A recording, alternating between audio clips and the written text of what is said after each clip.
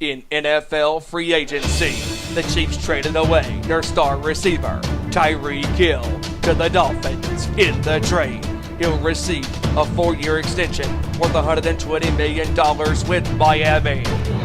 After trading away Hill last week, the Chiefs acquired former Packers receiver Marquez Valdes-Scantling in a 3-year, $30 million deal. This Saturday, the Final Four is set for the men's college basketball tournament in New Orleans. In the first game, Kansas will take on Villanova, and in the final game, Coach K, making his 13th appearance in a Final Four for the final time, will lead the Duke Blue Devils to face their arch nemesis for the first time in the college basketball tournament, the North Carolina Tar Heels. Which two teams will face each other on Monday night for the college basketball championship? Ladies and gentlemen, it is that time once again. It's showtime!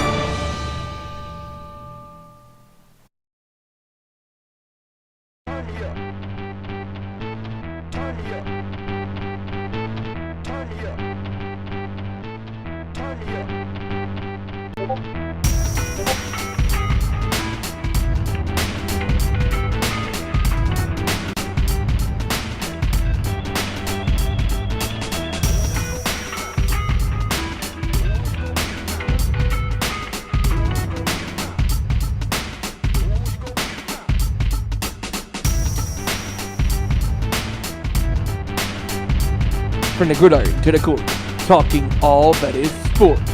Members of the Busted Up Nation bring to you our Nation Sports Show. Here are your hosts, Ezra Vickery, Joey Thornton, Kevin Rory, Randy Giron, and Stephen Wyand.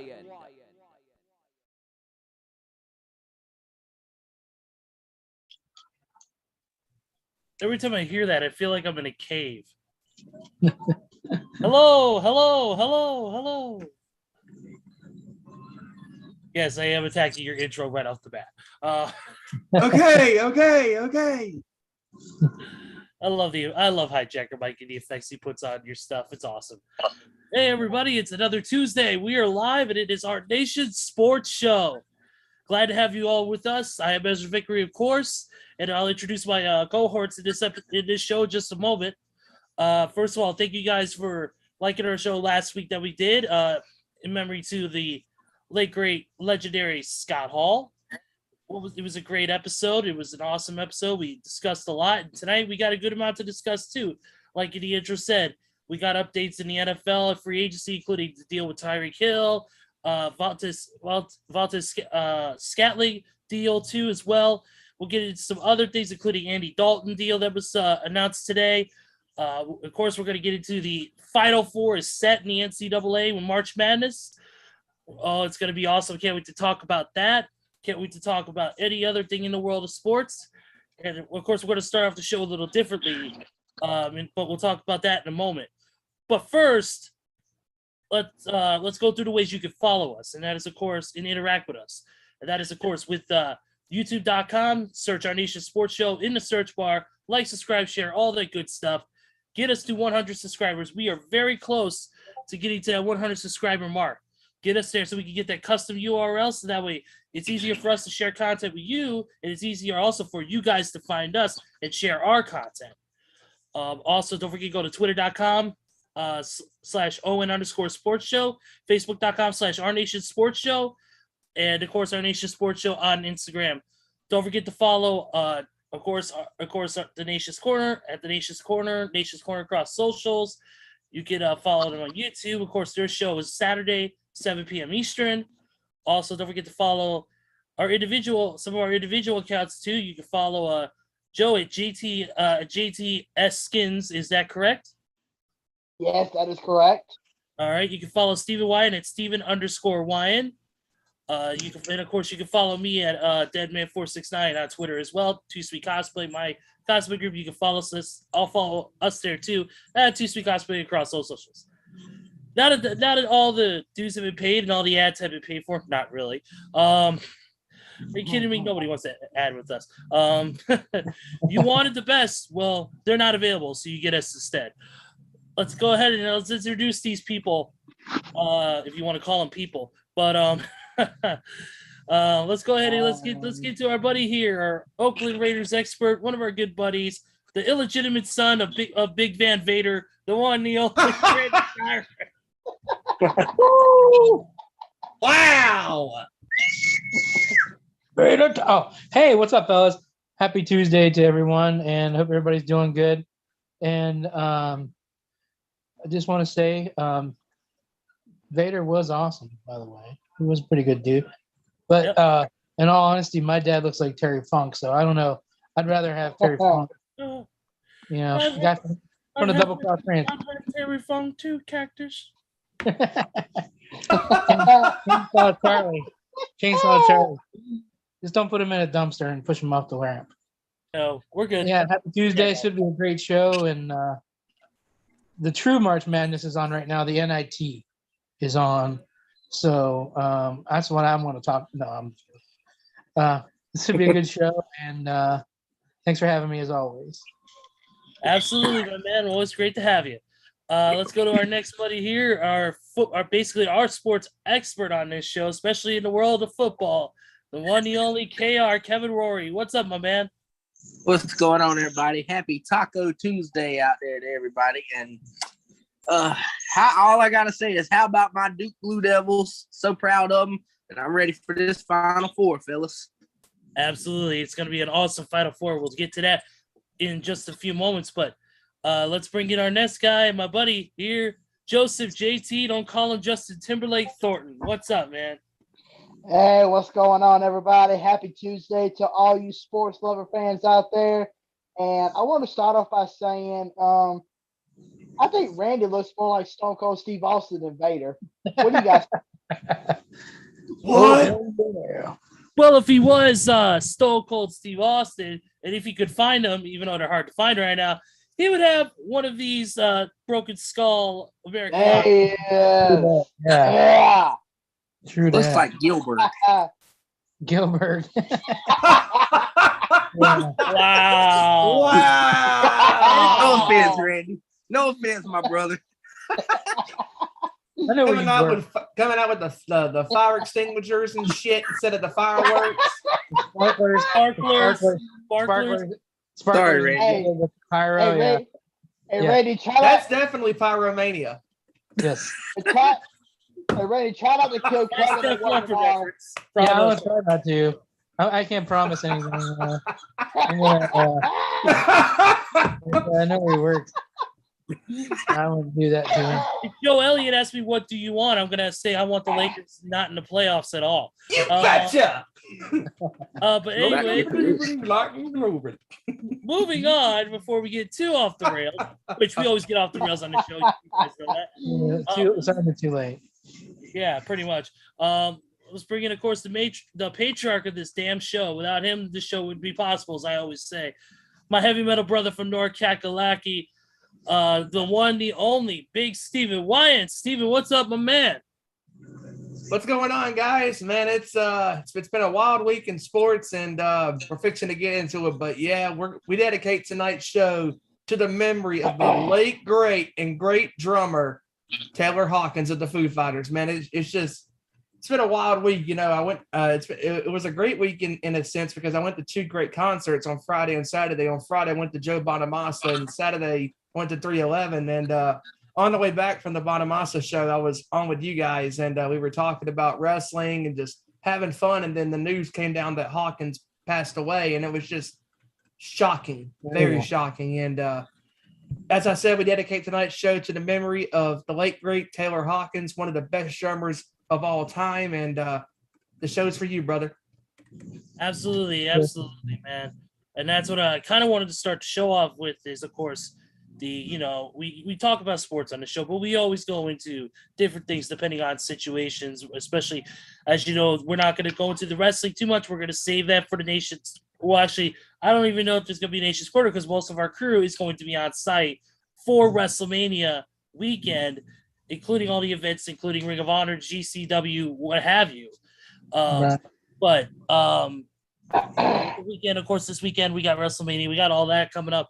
But yeah, we wouldn't be remiss if we didn't mention the unfortunate passing of Taylor Hawkins, Foo Fighters. He passed away at the age of 50 due to a possible, or more than likely, an OD of 10 different drugs in his system, according to the Colombian coroner's office. Toxicology reports from them. Very, very unfortunate. A great, awesome, powerful, entertaining drummer, guy with a great voice. You might remember him from the Alanis Morissette "You Ought to Know" video. You might remember him as a member of the group Sash Jordan. He also has 2 other bands himself, Chevy Metal and the Coattail Riders, which are also and also he had a side project with the guys from Jane's Addiction, NHC. Yes, he did, and it was a great side project. Yeah, and it's very unfortunate we lost Taylor, and you know, especially a drummer at a young age. I know the Foo Fighters just announced before a couple hours before we went on air that they are canceling all tour dates for the remainder of until further notice, while they deal with this unfortunate incident and grieve. So so just to end this real quick so we can get on to what we need to get on. I mean, if you guys want to speak, you guys can speak too, but just want to say all the best to Dave, especially to Dave, his camp, the Foo Fighters camp, and all the many Foo Fighter fans out there, and all the people in the music industry who are hurting right now at the loss of a friend and a comrade in the music industry, and especially the rock and metal community.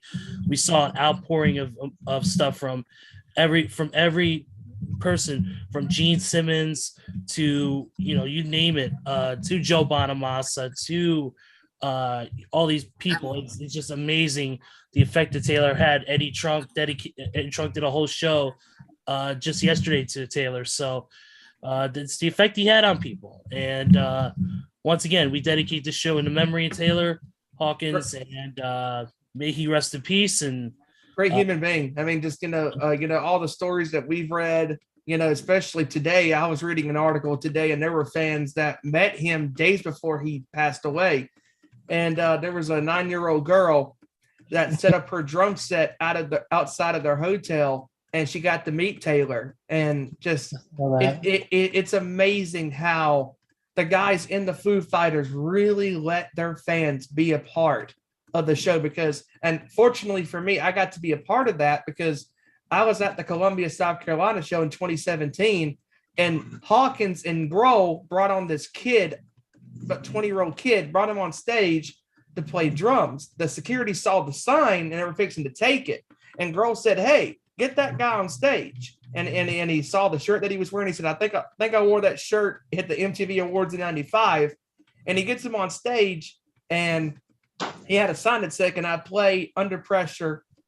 Or he said, "May I play drums? I want to play Under Pressure by Queen." And Grohl brought him out on stage, and he got behind the drums, and they improvised that song. Of course, Taylor and Dave sung the song, and the kid that got on the drums, he played the drums, and it was really cool to be in person for that, because to witness what Dave and them always did with their fans. I mean, they brought another kid on stage a couple years ago to play Monkey Wrench, and this kid was playing guitar and just killing it. I'm like, it was just so cool to see how much they appreciated their fans and to let their fans be a part, of the show. And just, I've heard nothing but great things about these guys. And, and just, it sucks, to lose a great musician in Taylor Hawkins. And, and rightly so. We talked about it Friday night.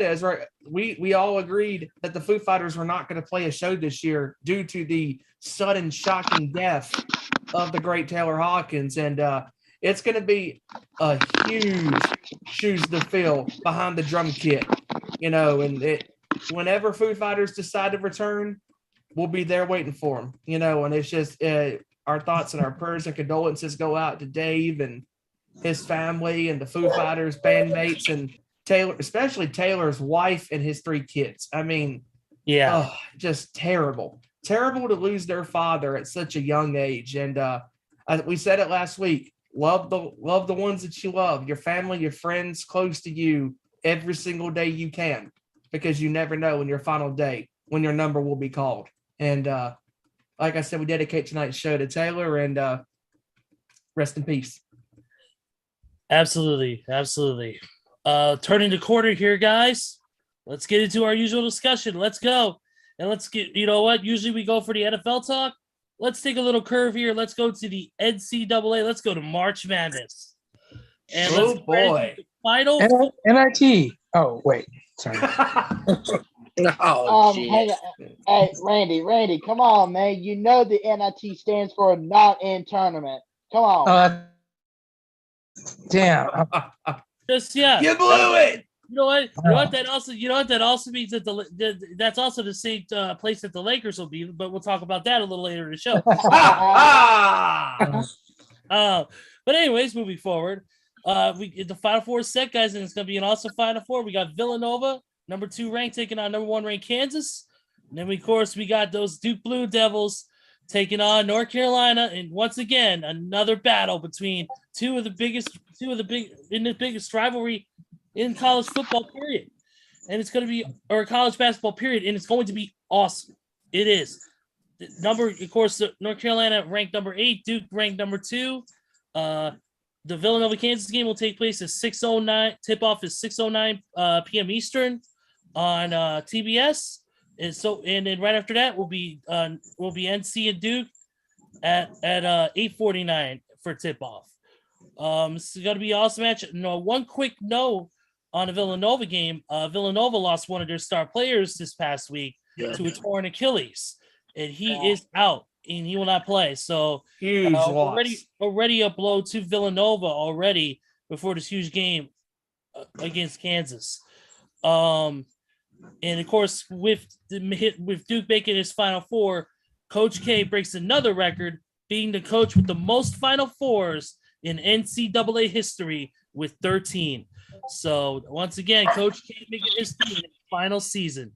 Let's get right into it. Let's go to you know what? We're gonna hit up with Kevin. Kevin can lead this discussion off. What are your thoughts on the Final Four, and how do you see this panning out? Who do you see making it to the NCAA championship game?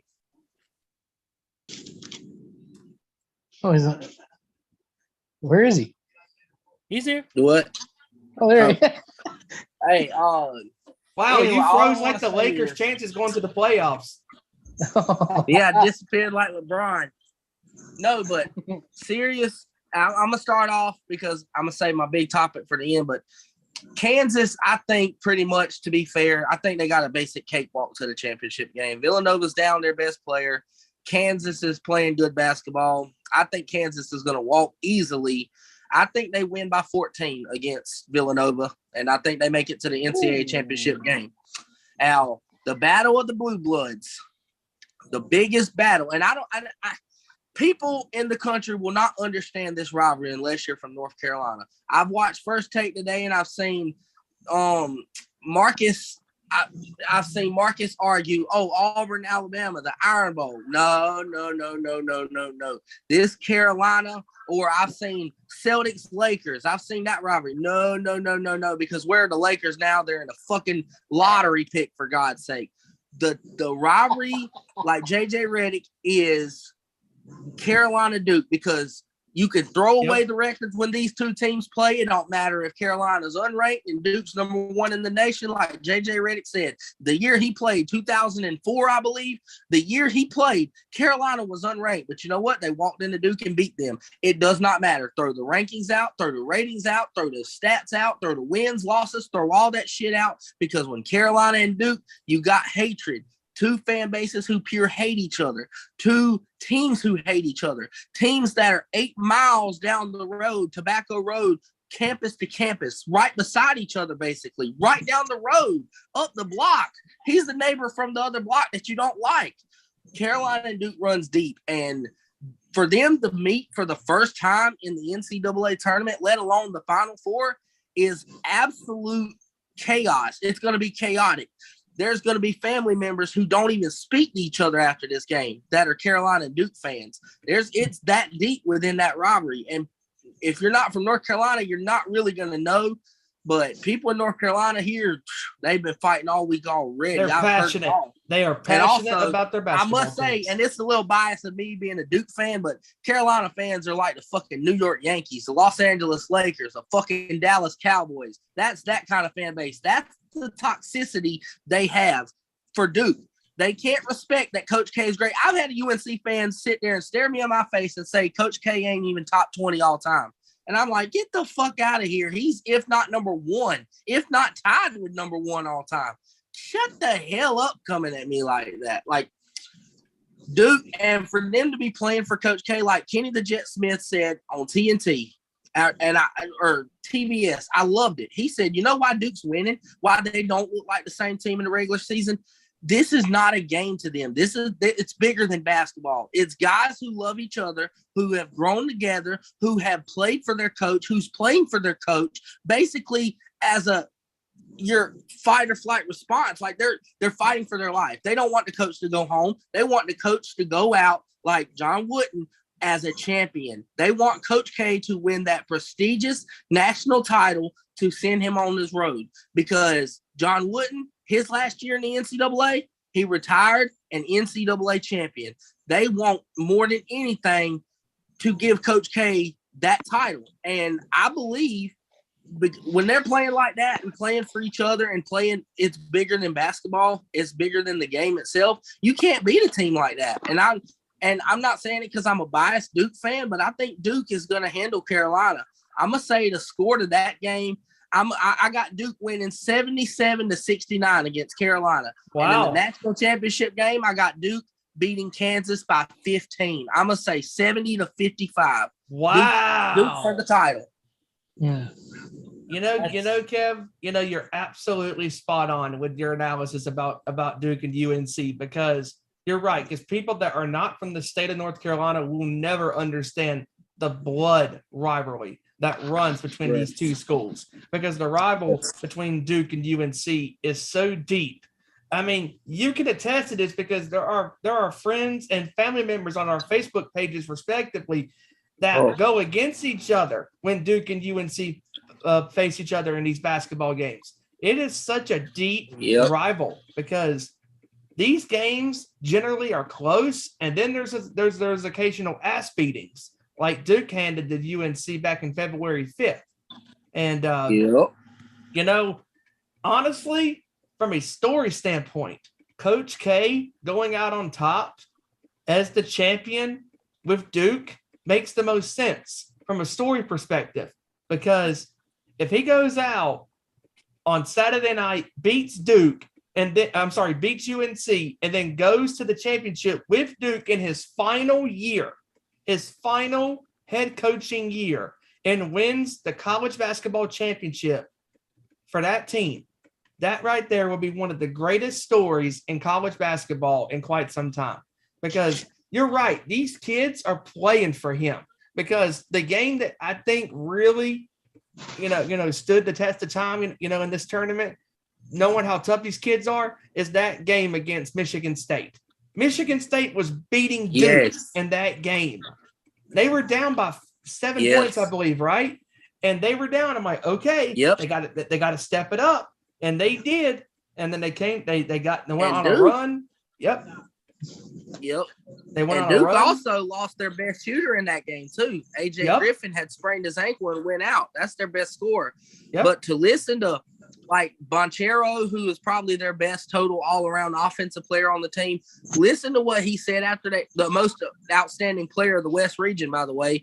Listen to what he said about Coach K in the interview after that. He looked him dead in the face and said, "We love you, Coach. You're the greatest coach we've ever had. You're the greatest coach in the world."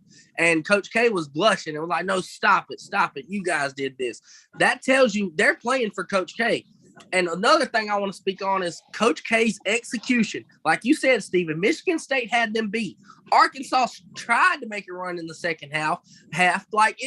The execution Duke has been playing with in the last half of the games is phenomenal. Like Coach K is he's calling the plays, getting the players in the right position, and the players are executing on the offensive side of the floor, on the defensive side of the floor. You got teams like Arkansas who was on a pretty good run. They had a good tournament run.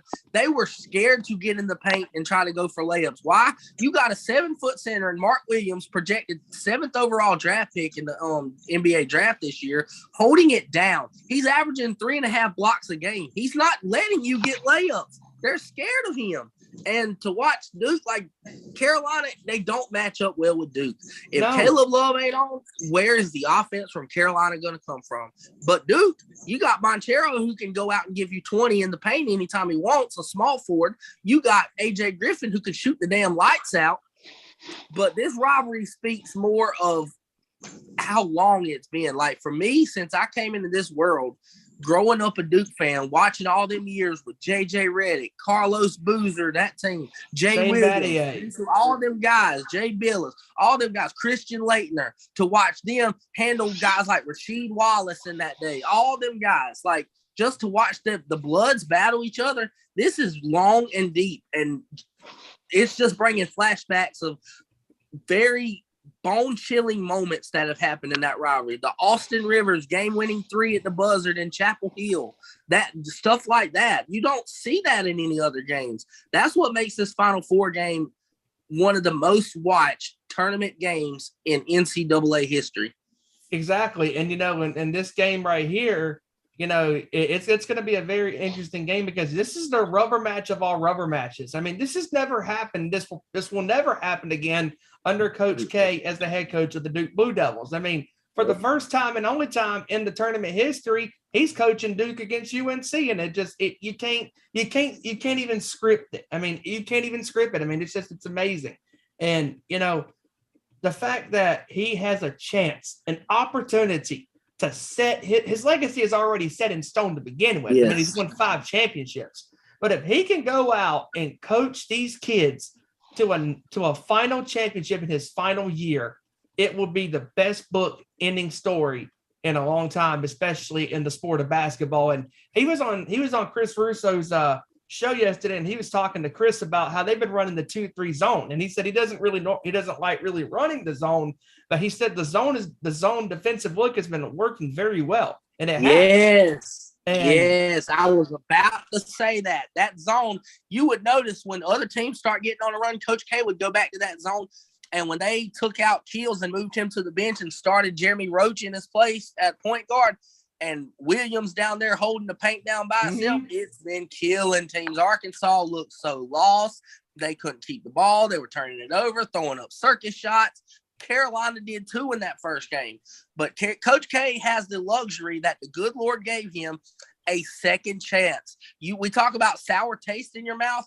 Coach K, no matter what the result up until this game, would have had to live with, his last game versus UNC, Coach K night, took a loss. Now he can avenge that loss and put their ass out of the tournament on his way to his 6th national NCAA championship.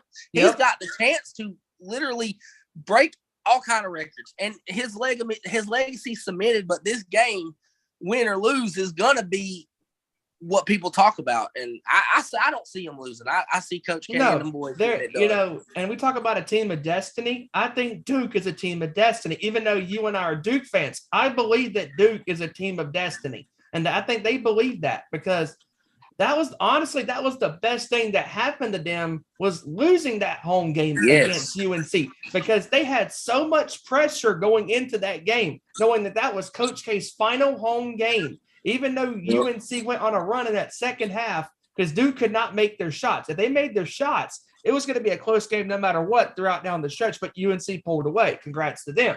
But that was the best thing that happened to them from a mental standpoint, because that monkey went off their back, knowing that, okay, even though we lost the last home game for Coach K at Cayman Indoor Stadium, even better, we can beat our arch rivals, to go to the championship game and win the championship game. That is how you get revenge on your rivals.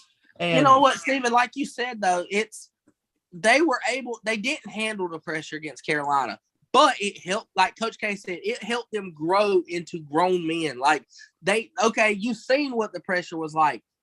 All NCAA tournament long, the pressure was on because it's one and done. You lose, that's Coach K's last game ever. So they've been having pressure since the round of 64 and the round of 32. It's been on. You lose, Coach K's done. That's the same pressure it was with Carolina. That Carolina pressure game, they lost and they couldn't handle it, but they grown since then. Coach K said they grown closer, they grown together, they learned how to handle it like they're 24 years old when they're clearly not. They're 19, 20-year-olds at the most. There's a bunch of freshmen, young phenoms on that team, and they're handling like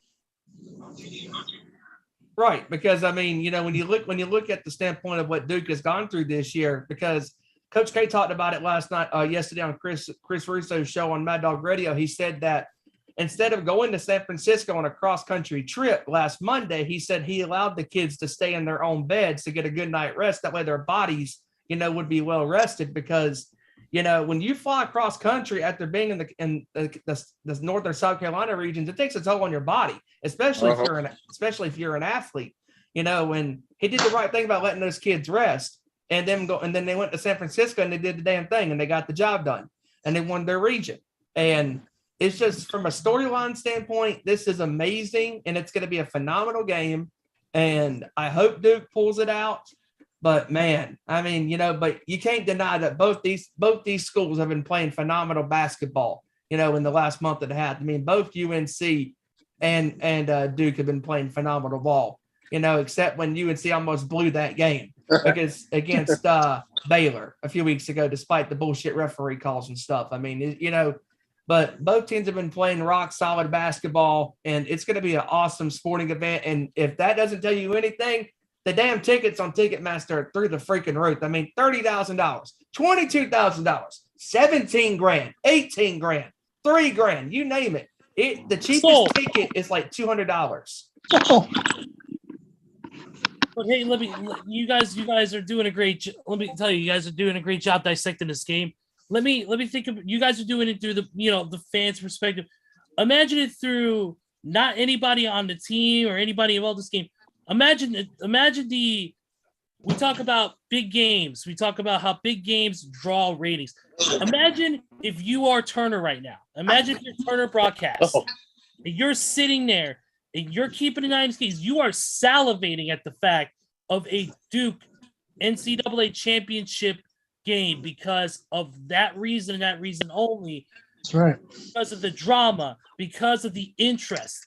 I mean, if you don't freaking, like you just mentioned, the ticket price is going for tens of thousands of dollars. Imagine the people who even can't make it to there. They're going to be sitting on their TVs. They're going to be watching this game, and the interest level is going to be off the charts. The rating is going to be off the charts. Probably one of the highest rated NCAA games of all time, and definitely one of if not the highest rated NCAA final championship game of all time. Oh, absolutely. Especially with the storyline of Coach K's final season, and if they make it, this is of course if. Because anything's possible in the world of sports. Anything can happen on any given day. So if Duke makes it to the championship game, TBS is going to have one of their highest rated games in the freaking company's history. And Turner executives are salivating at that fact of Coach K and those Blue Devils in the final game on the biggest night on April 4th. Imagine that those executives are just waiting for that to come to pass because they know they're going to be making big money off those television ratings for sure.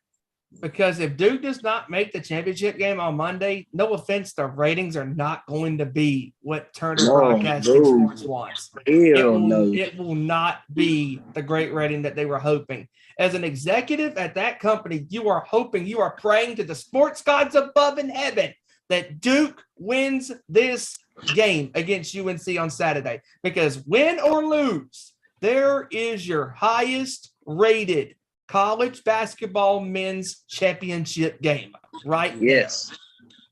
And if you don't believe me, check out the ratings after the Final Four see who gets more views, Kansas versus Villanova or Duke versus UNT. I guarantee Duke versus UNC is going to be 20 times more, if not more, views. And this sounds crazy, but hear me out. This game between Duke and UNC is on the level of the Super Bowl as far as the ratings.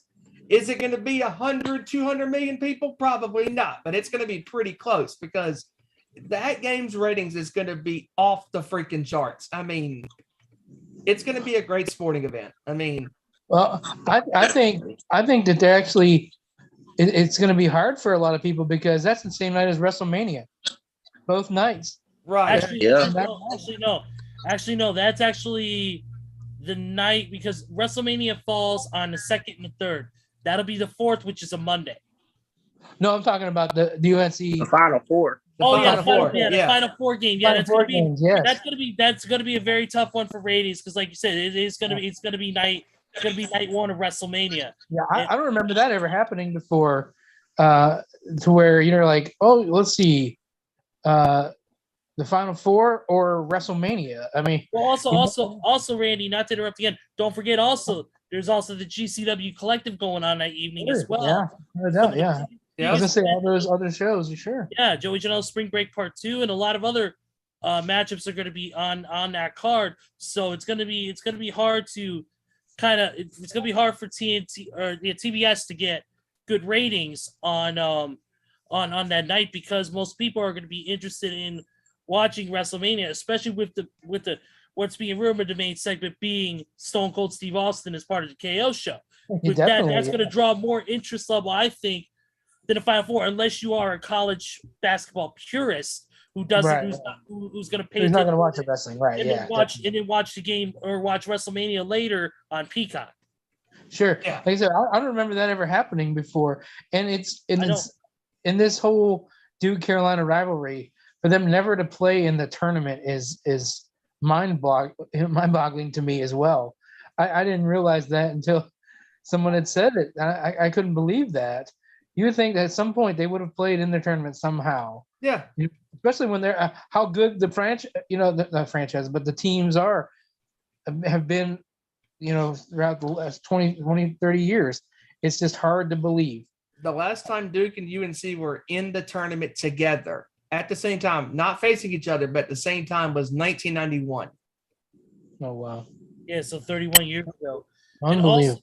And also you got to think, and you also got to think too, from the perspective of like you said, the two most dominant schools in the entire NCAA men's tournament. And this is the first time in 31 years they're going to be facing each other. That's insane. And trust me, I think it's going to be hard for them to garner ratings, like you said. There's especially with those who are wrestling fans who are watching that game as well. It's going to be hard for them to not tune into WrestleMania. But like I said, if you're just a purist who doesn't like pro wrestling and or not really purist, but if you're just a basketball fan who's not the biggest fan of professional wrestling, you're going to pay attention to that Final Four game, the Final Four games, more than you're going to pay attention to what's going on in Dallas. So, but I still think, even though with that, it'll still be a good ratings draw for TBS, for Turner Broadcasting. Oh, yeah. Oh, yeah. Now, I will say this. If Duke does win the game on Saturday against UNC on Saturday, regardless, I truly believe that Monday night championship game in New Orleans will have a bigger rating than the Raw will, period.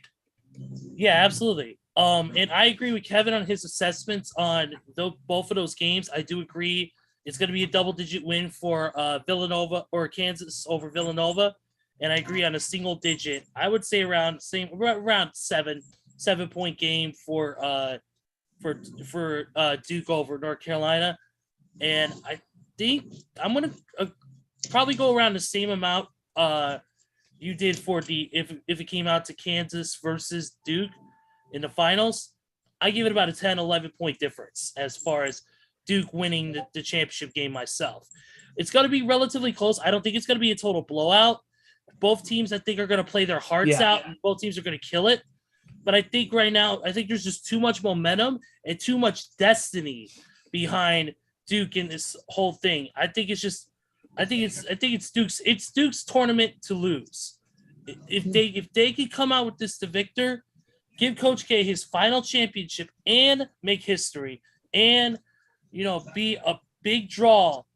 I mean, like Duke has always been, but a big draw for TBS and for that broadcast service.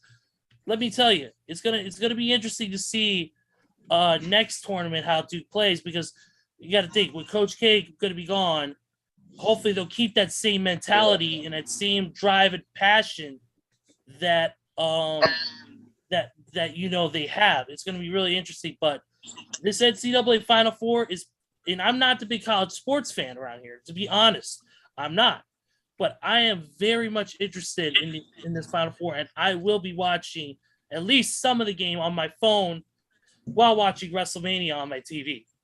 Yeah, it's going to be a great sporting event. I mean, you could not ask for nothing better right now. I mean, just this might be the biggest ratings college basketball has had in quite some time, and it's going to be amazing. There's just nothing else you can say about that. I mean, I think Duke is going to beat UNC by 7. I think they're going to win. I think they're going to win 77-70.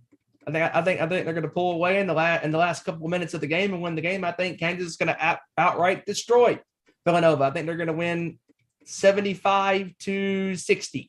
It's just they don't stand a chance to me because they just don't. Real quick before Joe gives his thoughts on this, real quick shout outs real quick to, of course, Brian Rosa, who was on the chat.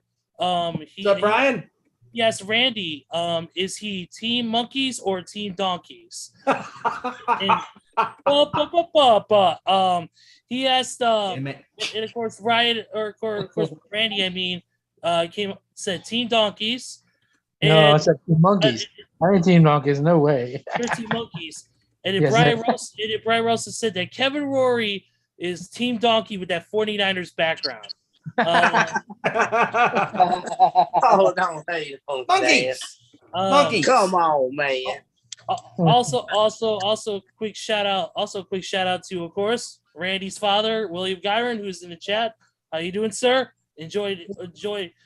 Hope you're enjoying this lovely Tuesday. He put fun fact: all of the teams in the Final Four have blue uniforms. Yeah, that's true. And then he said he agrees with us. Duke Kansas final, and he's got Duke winning by 5. Wow. Okay, I could see that. Yeah, and also shout out to this Tom Servo Rules guy. I don't know who he is. I don't know what he is. He's some guy. That's a weird dude. That's a weird guy. Yeah, that almost guy. Like he's in this room right now. Yeah. I don't know. Yeah. But anyways, moving forward.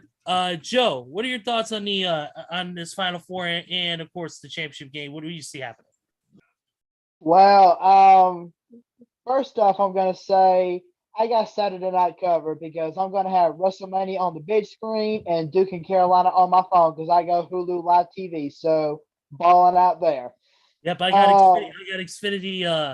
I got the Xfinity live stream app on my phone, so I'm able to watch live TV on my phone. So I'm good. Nice.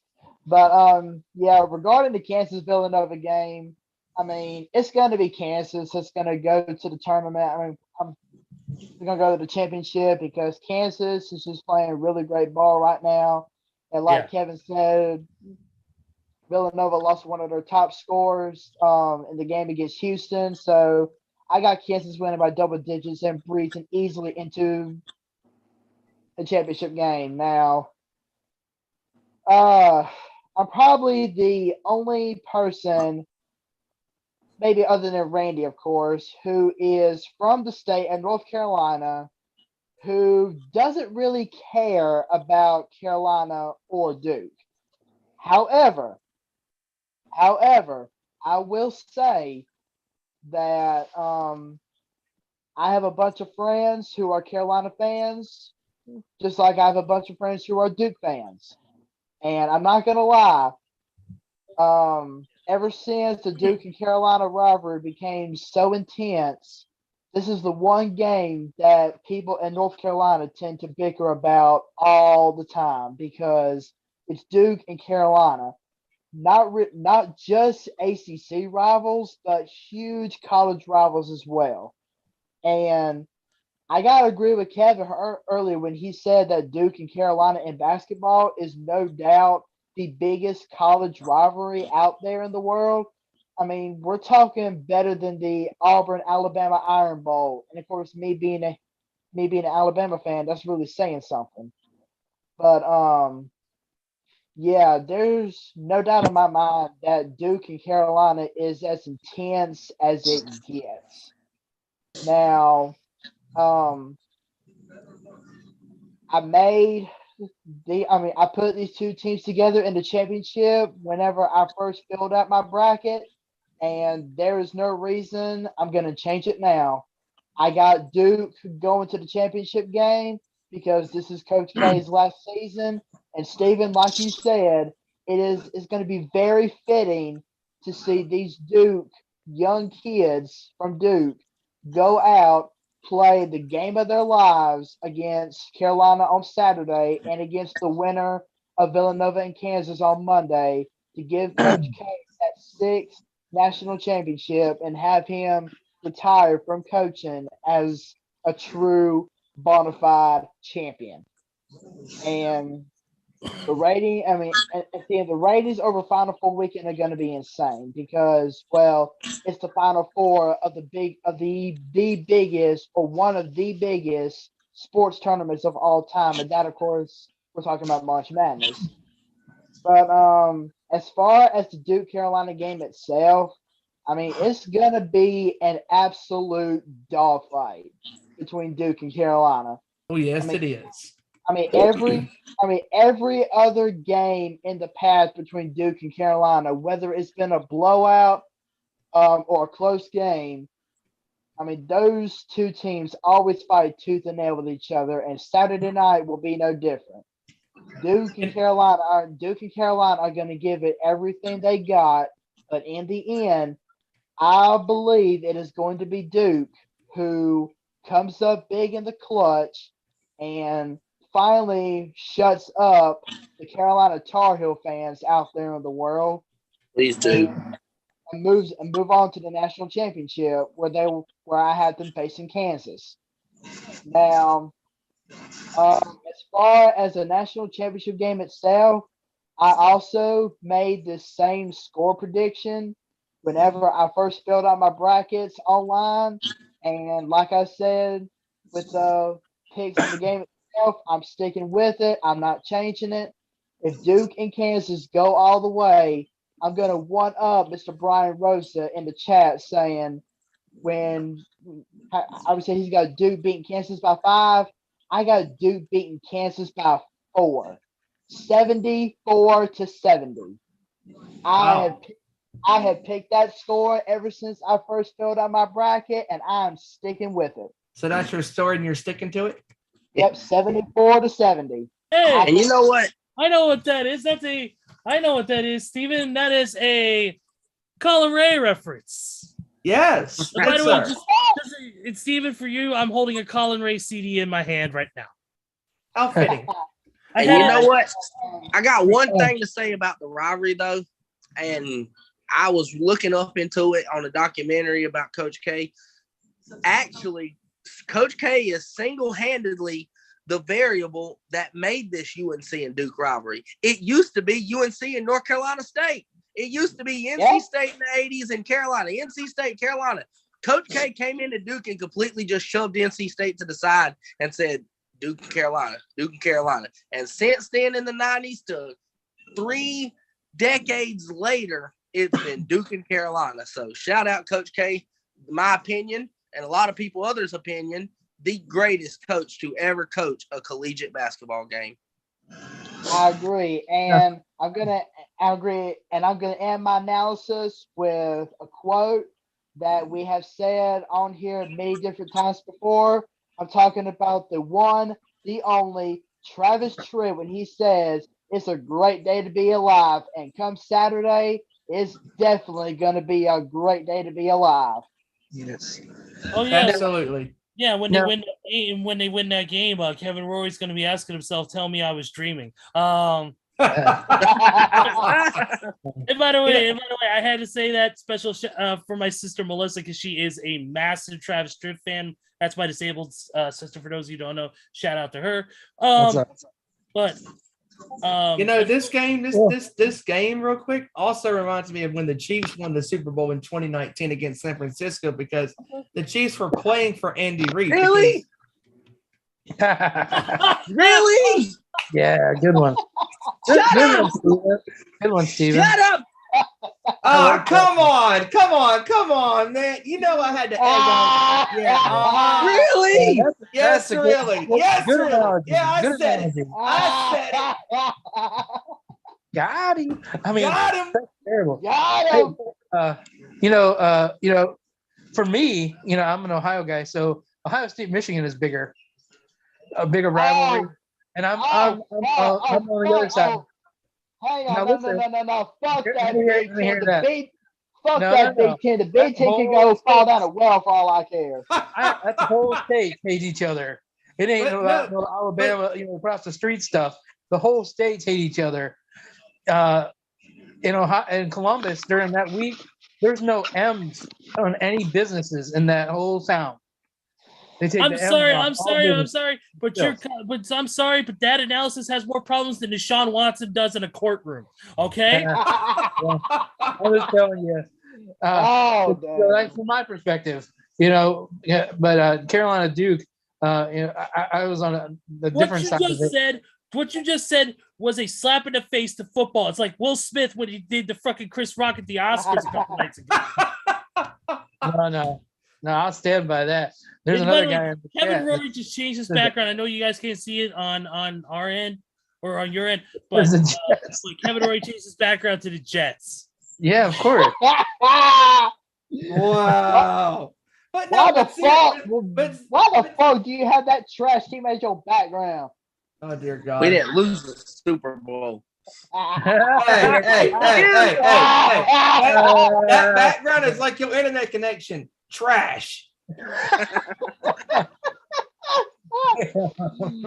Oh, dude, but that's what I'm being for real as for real can be. And even though that was against your San Francisco 49ers in that Super Bowl, I'm sorry, that background is more, Kevin, with that background, with you being a 49ers fan, it's more uncomfortable than Deshaun Watson at a massage parlor.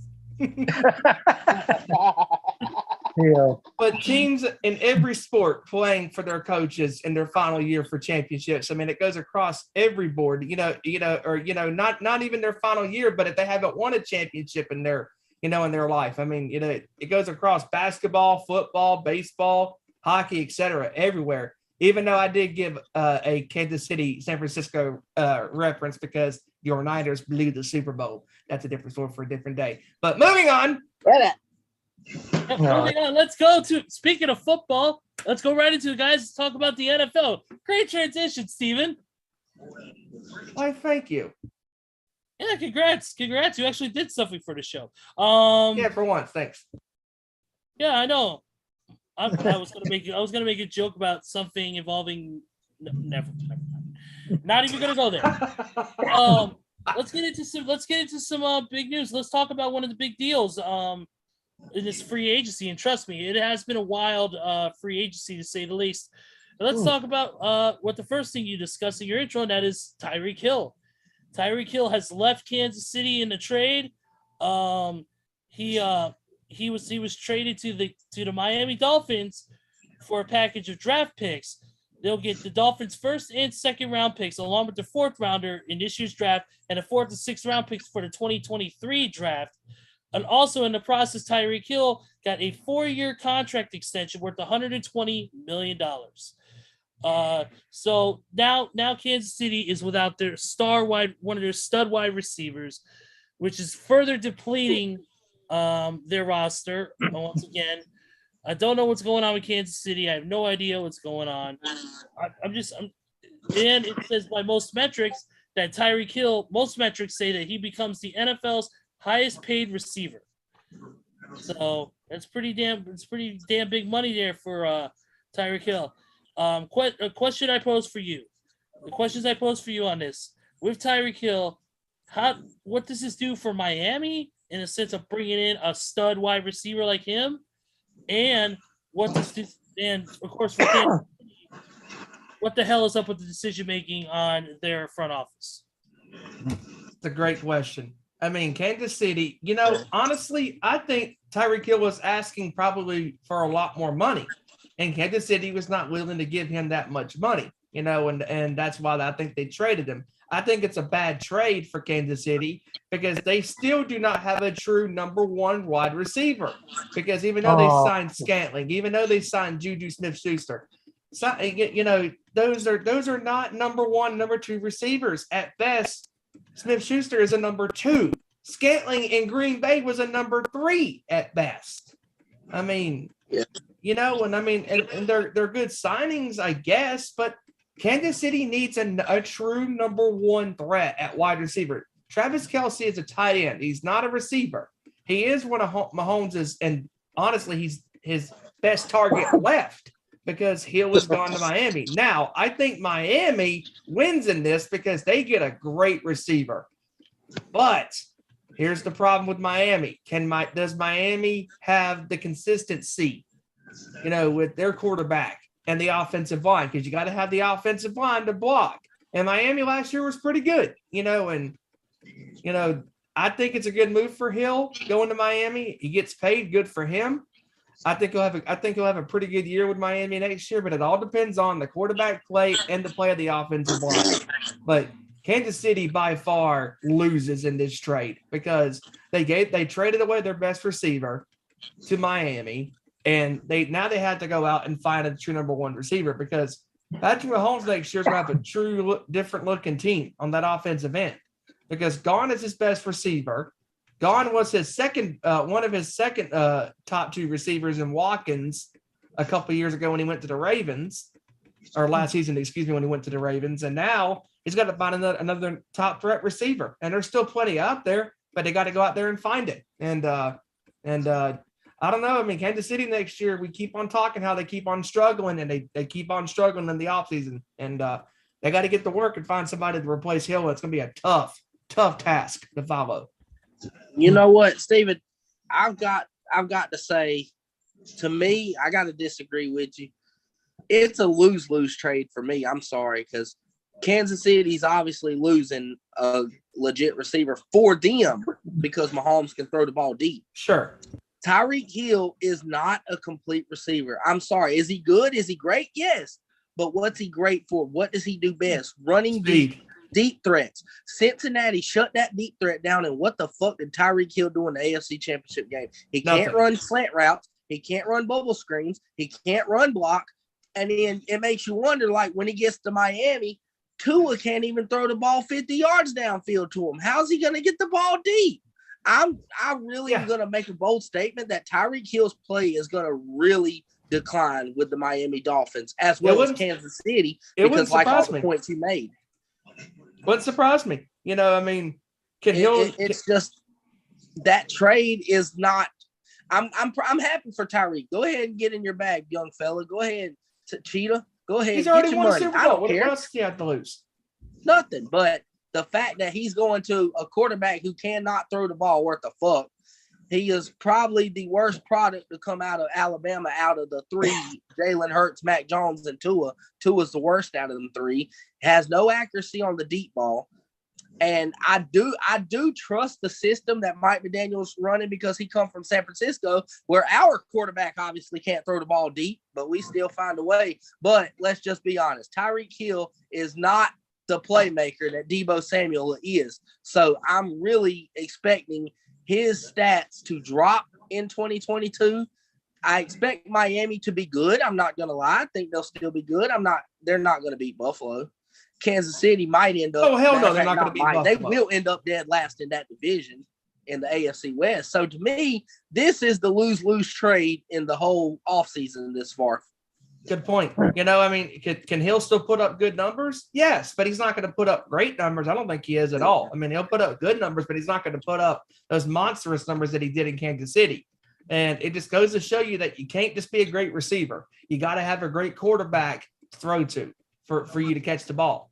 And I mean, that's how this league has always been. And mediocrity is not acceptable. You have to have great players at all the skills positions. And I mean, the Buffalo Bills right now are the best team on paper in the AFC conference. Yes. And they are out for blood, out for revenge. And I think Buffalo, this is their conference and their division in the AFC East to lose this upcoming season. I mean, Kansas City has lost their top defensive players. They have lost their top receiver threat, their top deep threat to Miami. And Miami's probably not even going to make the playoffs next year. I mean, because the Bills are the best team in that division. The Patriots are still not far behind with Mac Jones at quarterback, and Mac Jones being in his second year this year should be better. And don't forget about the hard-nosed New York Jets. Oh, the Dolphins have to play the Jets twice a year too. Don't forget them, sir. Oh yeah. I had. Sorry. Look, that was more aggressive than Deshaun Watson with a damn massage parlor. That was more aggressive than Deshaun Watson. I'm sorry about that damn take. Hey, I was wondering, with in the AFC West, with the Raiders doing great, making moves, the Chargers making moves, and Denver making moves. I was like, I wonder what Kansas City's going to do. I was kind of pissed because I figured they were going to do something great, and then they went and did this, and it made my day. So I'm just glad he's gone off the chefs, the good old chefs. The chef. Randy, that's something WWE creative would do, just disappoint you. Yeah, exactly. Yeah, it makes me think. He's out there, and yeah, I agree. And I'm just glad he's not on Kansas City anymore, and I just wish he had gone to the NFC, so I'd have to end up dealing with him in the AFC still. But that's for another time. But I'm just confused. I can't believe that they actually, are going backwards. I mean, they're usually right in there, but I've heard talk that they're trying to go after another team's receiver. They have a lot of draft picks. Yeah, there are rumors going around that they're trying to find they're trying to trade for a top receiver. Son of a bitch! That's it. Yeah, so but they just need to keep getting worse. Lord have mercy. That won't hurt my feelings one bit. You had to do it, Ez. You had to do it. Yes, I did. Of course, I do agree. Hey, Kevin, after thinking about what you said, you're right. It is. It's a bad trade. It really is, because it doesn't help either team. Like you said, Tyreek Hill is not a complete receiver. He's only good for the deep threat. That's it. He's not a full complete receiver. He can't do all the other things some of the other top receivers could do. And not only that, but Kansas City is also losing out on one of their biggest threats on that offensive side of the ball. And like I said, Tua does not have the skills to be a full-on threat himself as a quarterback. He can't throw the deep ball right now. You can't have a guy like Tyreek Hill on your team who's known for running those deep routes and being able to get deep open space, and then have a guy who can't even throw the ball more than 15, 20 yards down the field. Give me a break. So I do agree 1,000%. This was not a good trade. I mean, yes, Tyreek Hill is making money, like you said. Let the guy make his money. He's gonna make big money. He's gonna be doing his thing. I just feel like for both teams they made a mistake. For Tyreek Hill, yes, he agreed to the contract, but he understands no matter where he goes, he's gonna be making big money because he's a Super Bowl champion. He's done it. He's done it already. To me, but it's gonna be interesting to see what Kansas City does. See whether it be with any draft picks, whether it be with any sort of picking up any new receivers in the free agent market. It's really going to be interesting this offseason to see what kind of moves they make to try and revamp, in a sense, what they've lost. And trust me, that is a big loss that they suffered by losing Tyreek Hill. Absolutely. It's a Yes. huge loss for them. I mean, there's no turning back and there's no going back. I mean, now they have to find somebody to completely replace him because, Kevin, you made a great point because Hill is not a complete receiver like a Cooper Kupp is because Cooper Kupp can go deep. He can run intermediate routes. He can do short routes, all that stuff. If Hill was more of a complete package as a receiver, then yes, it would be a great trade, but I mean, could it be good? Yeah, but he's not going to be great. And I would also like Tyreek Hill's good. He's great. He's definitely top 10. But if you ask me which receivers would I take on a team that I'm trying to build with first, I'm obviously going to say the likes of Cooper Kupp, Deebo Samuel, Devontae Adams, like Jamar Chase, Justin Jefferson's, guys who prove that they have, even without a quarterback, they can make moves for their team. Guys who can make plays with their legs, with their ability, with the run after the catch, with their strong catchability. Tyreek Hill doesn't have that. He has the speed and a deep threat, and that's really all I've seen from him. Yeah, I do. That's pretty much it for Tyreek Hill on that front. I'm more interested to see on this what they do. This is like a punch in the mouth to them. We always say that everybody's got a plan until they get punched in the mouth. And to me, this is that moment for Kansas City where they gotta really figure out what the next step is. And like I said, I'm genuinely interested to see what that is. I know one of the steps they did make was they added a new offensive weapon that, in a sense, that being a new wide receiver to the team, Marquez Valdes-Scantling, who signed a 3-year, $30 million deal with Kansas City. What are you guys' thoughts on that? Well, this makes me wonder what the hell Green Bay's doing too. I mean, Yeah. They're like, well, we need someone. We got rid of Adams. Oh wait, let's trade him too. Let's let him go too. I mean, Aaron Rodgers is going to be wondering why the heck he stayed. I know what Aaron Rodgers is thinking. He done messed up. Oh yeah, I know what he's thinking too. Uh-oh. I know what Aaron Rodgers is definitely thinking. Oh no. I know. Oh boy. This is what he's thinking, and I quote: "You done messed up, Aaron." All that money in the world sends Adams out the door. Bye-bye. And Scantling out the door as well. Oh, my goodness. You know who's really losing on this situation? Who? It's really the guys who make the jerseys, because this guy literally has to make two last names for two different players now, and Valdes-Scantling and Smith-Schuster. When it's back then, he just had to make the word Hill, Hill, on the back of the jersey. Now he's got to write out the whole word, Smith-Schuster and Valdes-Scantling. So poor guy who stitches them jerseys. I feel bad for him. Yeah, Gotta write the dash and the slash and whatever the hell, and boom, there you go. I mean, poor jersey guy. Now here's a guy who makes jerseys. He's just going to put Juju on the one. That's all.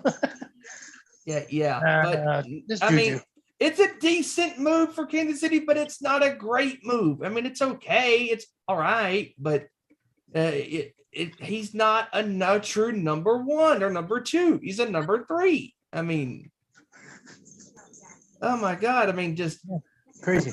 It's crazy. It's mind-boggling. I mean, they get rid of I don't even know what to say. I mean, I am mesmerized. I mean, Kansas City's just making dumb moves. Hey, real quick, little comment here from our buddy Steve Logston, of course, our buddy Steve Metalhead. Hey, what's up, brother? Yeah, Steve with Steve at PA. He says more NFL teams are deploying the jet sweep with wide receivers. Tyreek is going to get laid out on a jet sweep this year. Mm-hmm. Yeah, because not signing with the Jets, because there's two options for the Jets and the Dolphins, and he chose the Dolphins over the Jets. So, yeah, good one, Steve. No. He's talking about a jet sweep as an actual move. Oh, yeah. Yeah, but like that goes back to what I was saying, Steven. They're going to try to run him like that, and he's not built like Deebo Samuel. He's not built like a running back. He can't run the ball. Another quick. Steve also posted that Scantling will be a great deep threat for Mahomes. Patty's never had a Tall wideout to complement Kelsey. Byron Pringle's stock just went up. Very much so. Steve is one of our most astute guys on the Nation's Corner crew that is very astute when it comes to football. So definitely He's a smart guy. Very smart guy. Very smart dude. So shout out to Steve. Shout out to his family. Hope you all are doing well. We miss you on the Zoom calls, guys. Hope to talk to you all soon. But yeah, I could see that. But let's move on to some other quick news notes or some other news notes in the free agency world. Well, let's get into this. Let's talk about apparently this is going to be funny. I can't wait for you guys to get into this. According to Adam Schefter, free agent quarterback Cam Newton is drawing interest, but also is remaining patient. He says, and I quote, "I have teams that are interested in signing me. I am waiting on the best fit as it pertains to winning a championship and getting a fair chance to play." Shut up. Shut up. His best chance is gone out the door, but his second best chance is with the Giants. The Winnipeg Blue Bombers and and all the USFL teams are the other six. So that's who it is. I think the Washington Commanders have enough money to sign Cam Newton. Yeah, that's a good idea. Yes. Come on, Washington. I command you to sign Cam Newton to your roster. Come on. Okay. Shut up his video. I got one question about that. What's up? In the famous words of Dwayne "The Rock" Johnson, who the blue hell wants to sign you? Exactly. What team is stupid enough to get Cam Newton when you got guys like everyone's favorite, who is now a backup quarterback for the New Orleans Saints, Andy the Great Dalton? Ezra knows about him in Chicago. I am glad that motherfucker is about a couple 100 miles down south of the bayou. Stay down there. Stay away from Chicago. Thank God. Wow. You know, Hey, I read that. Yes, sir. I gotta say, real quick, just to clarify what y'all have basically said, here's my response to the whole Cam Newton signing with Washington situation. Hell no. Hell no. Come on, Joey. You know you want a former MVP who will give up when the game is on the line. He says, I want to win a championship. I'm waiting for the right destination to win a championship, which he never will. But come on. Come on, Joey. You know you want a guy who's going to half-ass everything. You know you do. Come on.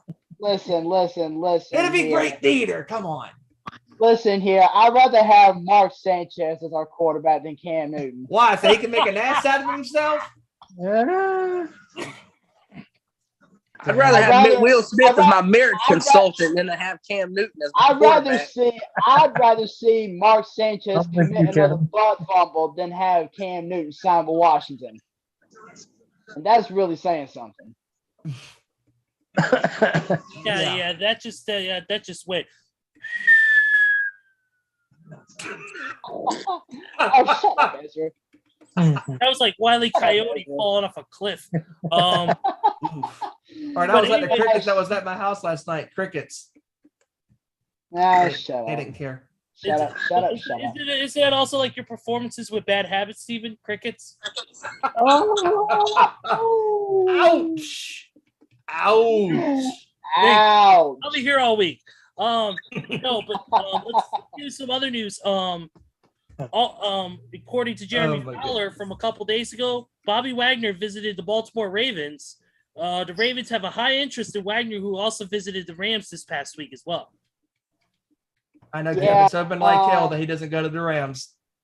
I actually followed up. I'm actually following up on the Bobby Wagner situation, and I actually saw an article written by ESPN, right? I can't remember which one it was, but he said that even though that Wagner had great meetings with the Ravens and the Rams, they're saying that Wagner's chances of signing, but either one of them are a long shot.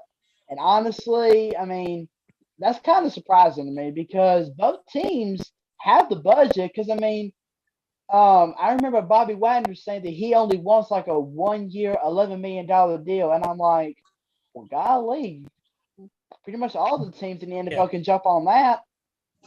Sure. Yeah. Another as we talked about the New York Jets earlier. Well, let's talk about a guy who made a decision to leave the Jets and then a guy who made a decision to join the Jets. So we have the good and the bad and the ugly all in one thing. Right now, I wish Ecstasy of Gold by Mini Americani was playing. But anyways, anyways, former Lions linebacker Jared Davis is returning to play for Detroit, the team that made him a first-round pick, according to Adam Schefter, after spending last season with the New York Jets. So he made a great move. However, the man who decided to join the Jets is former Cowboys kicker Greg Zuerlein. I hope I get a lot of work. Actually, no. You know what? Well, It's a pretty smart move because the Jets don't even get across midfield half the time, so he don't have to kick hardly. He gets paid to sit on the sideline. Ain't that something? Wow, way to go, Jets. Way to go, What Jets. a hustler. Yeah. Oh my God. Like, poor Greg. Yeah. Also, the Colts have hired former head coach John Fox as their senior defensive assistant. Oh Lord. Oh my God. Oh my dear God. That's like Another hiring Elder former Mike as your Bears senior. member that is out of my fucking place, and thank fucking God. Sweet. Oh dear God. John Fox, one of the worst head coaches ever. Sorry. I gotta say, the one thing that'll make any storyline better is if Matt Nagy signs on to work on with the Dallas Cowboys coaching staff. My God, he'll make them far worse than what they already are. And Rex Ryan. And Rex Ryan. That's right. Oh God, help us all. Let's see here. Free agent linebacker and former Titans first round pick Rashaan Evans is visited with the Falcons today. So he's looking to sign with Atlanta, possibly. Also, the big news that came out today, and that is that the overtime rule for postseason has changed. Now both teams will get possession of the ball in overtime situations during the postseason. This is a very much a hot button topic after what we saw this past season. So I want to get you guys gauge you guys' opinions. Was this a smart move to do this, or do you think that the overtime rule should have been left alone? Left alone. I'm sorry. If your defense is that good enough, stop them. And the Bengals proved that in the AFC Championship game against Kansas City. Because Kansas City won the coin toss for a second consecutive week, and Cincinnati picked off Mahomes on a bad pass to Tyreek Hill. And they took the ball down the field and kicked the game-winning field goal with McPherson kicking the game-winning kick. So I don't like it. I understand why these teams feel the way they feel, but if your defense is truly that good, stop them. Stop them. Yeah, You know what, Steven? Go ahead, Kevin.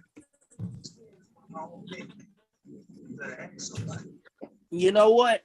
To your same extent. Okay, say if the Chiefs score first, if the Chiefs defense is what they say, then you stop the Bills. I mean, either way, the defense is going to have to make a stop. Exactly. You can't just score and score and score and score. Some defenses. I like the idea because, you know what? I'm willing. Let's try it out. Let's try it out to see how it works. Let's just try it out for the sake of the teams. I mean, they're the ones playing the game. If they want to do it, let them try it out. Let's see how it works out. And hell, it might work out better. Who knows? Just I'm up for change.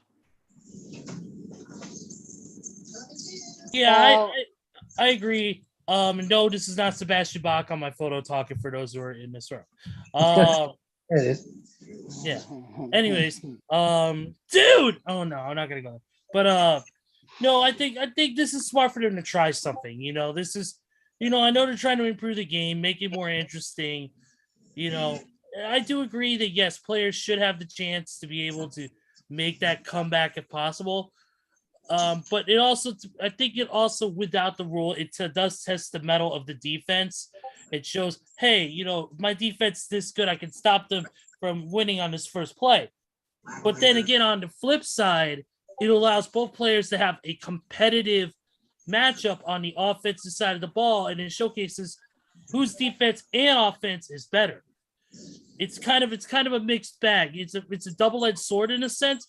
But I'm like Kevin said, I'm up for change. I'm up to see what this does, and if it proves useful in the long run, we'll go for it. If it doesn't, then I'll have to call for change and maybe change it again. We'll see. But right now, I'm for it, and we'll just see what happens in the offseason. And I get your point, Steven. Yes, the defense, if your defense is that good, you should be able to stop them and get that next possession and earn that next possession.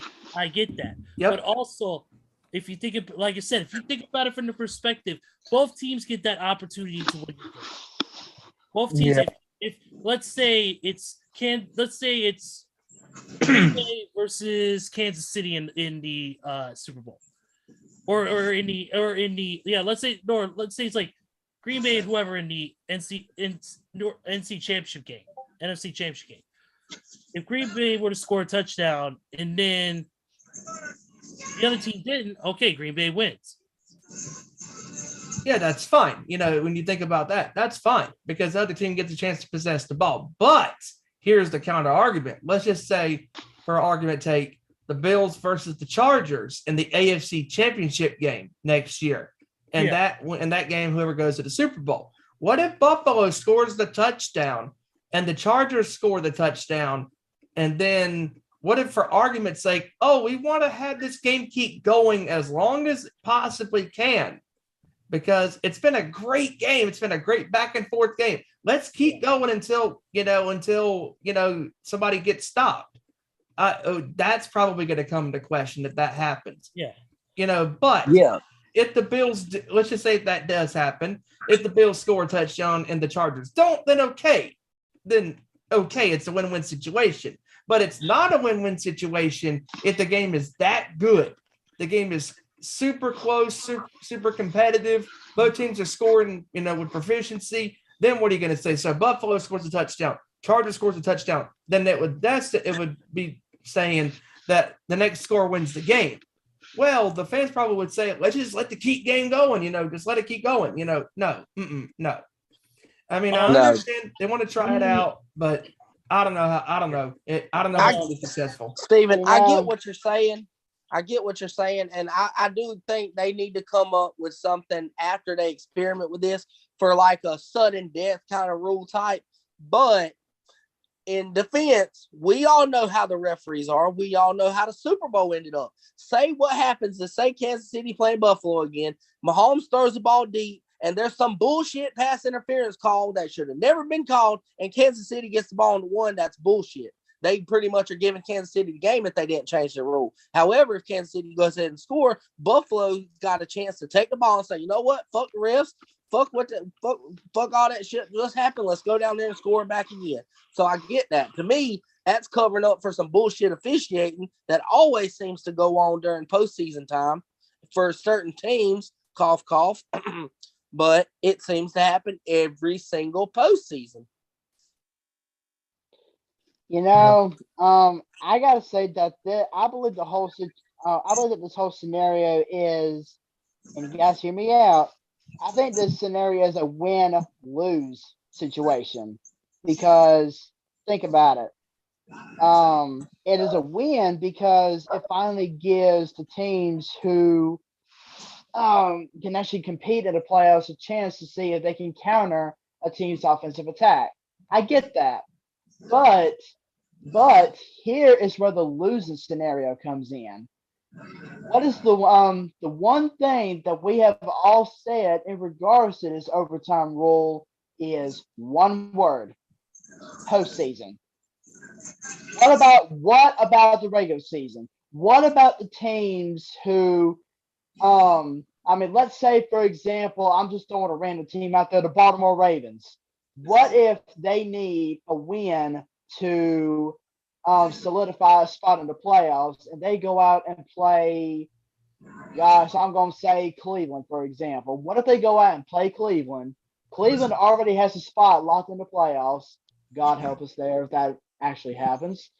But I'm gonna say Baltimore goes out and plays Cleveland in the final game of the regular season. Baltimore needs a win, but yeah, Baltimore and Cleveland go into overtime tied. Cleveland gets the ball, drives down the field, scores a touchdown, wins the game. Bada boom, game over. I mean, that's where the losing scenario for me comes in, because it should be adopted not only in the postseason, but the regular season too, because there could be several teams out there that miss the chance of going to the playoffs because this overtime rule is not for regular season games also. So, I mean, I get that they want to try this in the postseason. And honestly, I hope it works out to where they eventually change it to where it includes regular season games too, especially when it comes down to crunch time. I mean, that's just my 2 cents. Yeah. Joey, that is an excellent take, because when you look at it from that perspective, what if there is a close game that is the final week 18? You win, you're in, and the game is super close. It goes to overtime. People probably will easily forget. Oh, let's just say if it's Cleveland versus Cincinnati, Cincinnati wins in overtime when they score a touchdown. Probably people are going to forget. Oh, Cleveland gets the ball. No, the game is over. Wait, what? Oh, that's only for the postseason. That it's a weird situation that the NFL has put themselves in, because they're trying to please the other fan bases that did not get a chance to see their team go down the field, like the Bills did this year and the Chiefs did 4 years ago. Because how coincidentally is that the Bills vetoed the Chiefs, and the Chiefs had a right, to complain about that, because they could have won the game. But at the same time, if their defense was good enough, which it wasn't on that day, to stop the Patriots, then they should have stopped them and they would have had the ball. Just like the Bills. The Bills defense this year was ranked number 1, this past season. Their defense is that good, but the defense wasn't that good in 13 seconds to stop Mahomes. That's just the way it works sometimes. And also that was the way it worked, in the overtime session. That's just the way sometimes the ball bounces. Hey, Steven, I'm not no NFL expert or a rules changing person, but I propose my own overtime rules.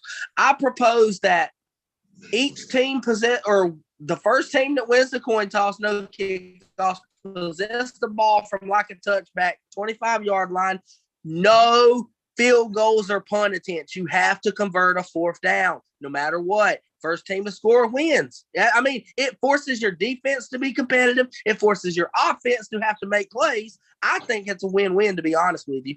I like that rule better if they would change it like that. No punts or field goals. That means if you're 4th and 13 from the 20-yard line, you can't kick a field goal. You got to go for it. And so on and so forth. I think it would make the game more competitive, to be honest. I mean, and to be honest, that's how they make college games more competitive, because, like the rules say in college, the overtime rules college. Say that, this is professional. Yeah, but I'm just saying though. That's why the college. I know, but the college fan would sit there and say, "Oh, our college rules are better." But no, this is professional. If you that good, stop them. Yeah. See, I was just trying to say that's the reason why college games are so much more entertaining, because they give teams possession on the opponent's 25-yard line, and they fight tooth and nail to see if they can get a touchdown to keep the game going. Yeah. Now I understand that makes college games seem very long and after a while very gimmicky. Very boring. But in a sense, I kind of get what Kevin's trying to say, because I actually kind of like that. Have 2 teams in the pros go at it. It don't matter what time of the year it is, regular season, postseason, wild card, Super Bowl, I don't care. Have 2 teams go at it. no punts or field goals allowed, give team possession at a certain yard line, and just have to go at it and see which defense and offense is better. So I don't mind it. I like it, but at the same time, I keep saying this is professional and this is not college. This is where the pros play. And this is if you're a true professional and you know the game of football, then your goal on the defensive side of the ball is to stop the offense, and your goal as an offensive player is to score a touchdown or to stop the defense from stopping you on the offensive end. So I don't mind it. I understand the argument's sake, because that's what makes college games super competitive, because college games are so competitive because they've had so many overtime games where the game, what was that game like last year? I forget what game it was, but the game went to like 5 to 6, 7 overtimes. I'm like, good Lord. Like it was I remember that game. It was 9 overtimes between Indiana and I think Illinois. Thank you. Yep, that's what it was. Yep. 9. But here's my problem. Listen. Here's my problem. I get what you're saying, Steven. We're pros. We're supposed to play defense.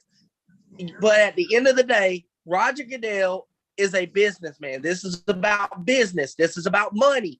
This ain't back in the steel curtain days. This ain't back in the Chicago Bears, the purple Vikings defense. This ain't the Ravens 0-2 defense. Like this is a league now where they encourage the Rams versus Chiefs on Monday Night Football 52-49. The Roger Goodell don't give a damn about defense, hence to why they made so many changes to the face masking rule, the helmet to helmet bullshit. You can't tackle someone up high. That's right. Everything's a flag on defense. Roger Goodell is taking the defense out of the game. If you're going to take the defense out of the game, then damn it, and I'm speaking from a defensive player, take the whole defense out. Don't just leave a little bit talking about play defense. No, if you're going to take defense out of the game, take it all out of the game. Don't just partially take it out. Then go tell a team to play defense because you're asking people to tackle when you're telling them it's illegal to tackle. Yes, especially when they're being told, oh, you can't tackle a guy in the shoulder area or on the upper part of the body. Well, what are they supposed to do? Tackle him on the knees. So I totally get that from a defensive player's perspective because you played the defensive side of the ball as well, and and that's another thing too. That's an excellent point as well because Roger Goodell wanted so bad to see the Chiefs and the Rams in 2018 go to that Super Bowl in Atlanta. The Chiefs and the Rams after that Monday Night Football shootout explosion of a game. That was one of the best high entertaining football games in professional football in quite some time. And that was better than what the Super Bowl was, which was the Rams obviously in that Patriots game. But you're absolutely right. That Roger Goodell wants his pockets fat full of money, and whatever can make him money, damn it, that's what he's going to do. Yep. Even if that means telling all these teams to stop playing defense at all, but just give everybody free passes into the end zone, or just make the ball electric. Yeah, because honestly, the way that they've adjusted their defense over the past few years, it's not going to be long before Roger Goodell saying, "I screw defense," which is like offense score every time they touch the damn ball. Yep. Right. Yep, absolutely. Our buddy Steve once again commented a little bit earlier on the overtime rule. He put overtime rule proposal. No coin toss. Home team gets the ball. Home team can end the game with a touchdown and a successful 2-point conversion. Otherwise, the visiting team gets a chance. That's a good one. Ooh. I like it. That's actually what That's actually what the Indianapolis that actually sounds pretty proposed. legit right there. Yeah. Good point, That's Steve. what the Colts proposed in their memo. Yep, definitely. Let's get to the final couple of quick news notes before we move on to a little bit of basketball talk since we're nearing the end of the season on that. Let's go ahead and all right, right here we got something. The Ravens have signed John Harbaugh to a 3-year contract extension. He was entering the final year of his deal this year. Now he is signed through 2025. Entering his 15th season, he is the NFL's third longest tenured active coach. Good for Baltimore. That means they'll have more chances to go for 2-point conversions and lose the games. Go ahead, Joe. I was actually about to say, the Ravens have signed their coach to a 3-year extension. Now, if you really want your coach to be even more successful, tell him to rely more on his kickers than his offense. What part of "In Tucker We Trust" does John Harbaugh not understand? Yeah, he was hanging his head in shame when he saw There that. should be a report. commandment in the football Bible that says, "In Tucker we trust," because Justin Tucker was the best kicker last year. And in situations Baltimore could have had 2 to 3 more wins, he decided to go for it, 2-point conversions, and blew it. You blew it. You blew it. You done messed up, but not Aaron. I was gonna say yeah, but I don't know. John Harbaugh, we'll see. We'll see. We'll see what happens. But let's move on to what else? Basketball. We're nearing the end of the season, folks. We're getting really close. And actually, and might I mention that we're getting really close to seeing the Lakers not even make the playoffs completely. I know, and I'm so happy right now, man. It's so I just can't hide it. The score of the game tonight is any indication. They're toast. They might as well quit. Toasted. Dallas Mavericks are going to wipe the floor with the Lakers. Oh, it's so beautiful. Yeah, especially because LeBron is not playing tonight. Yep. And Or Anthony Davis. And neither is Anthony Davis. Yeah, neither is Anthony Davis. He injured something by walking into his bedroom. The Wait. Question. Is Anthony Davis the basketball version of Kevin Nash? Yes. Oh. Yeah.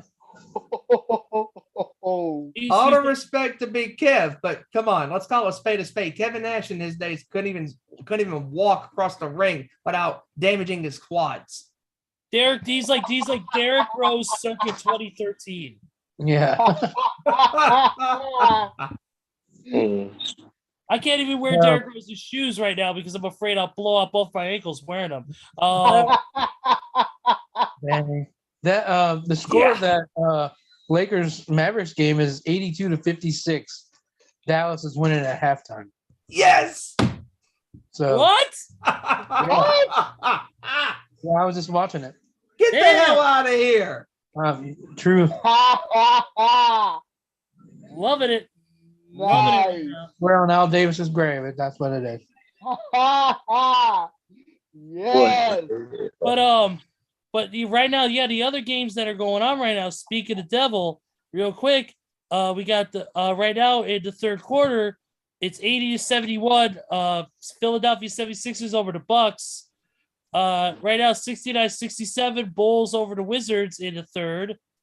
Right now, Detroit Pistons are leading the Nets 64-58 at the half. And then, of course, the aforementioned game, 82-56 and a half. Mavericks absolutely decimating the Lakers. And then tonight at 10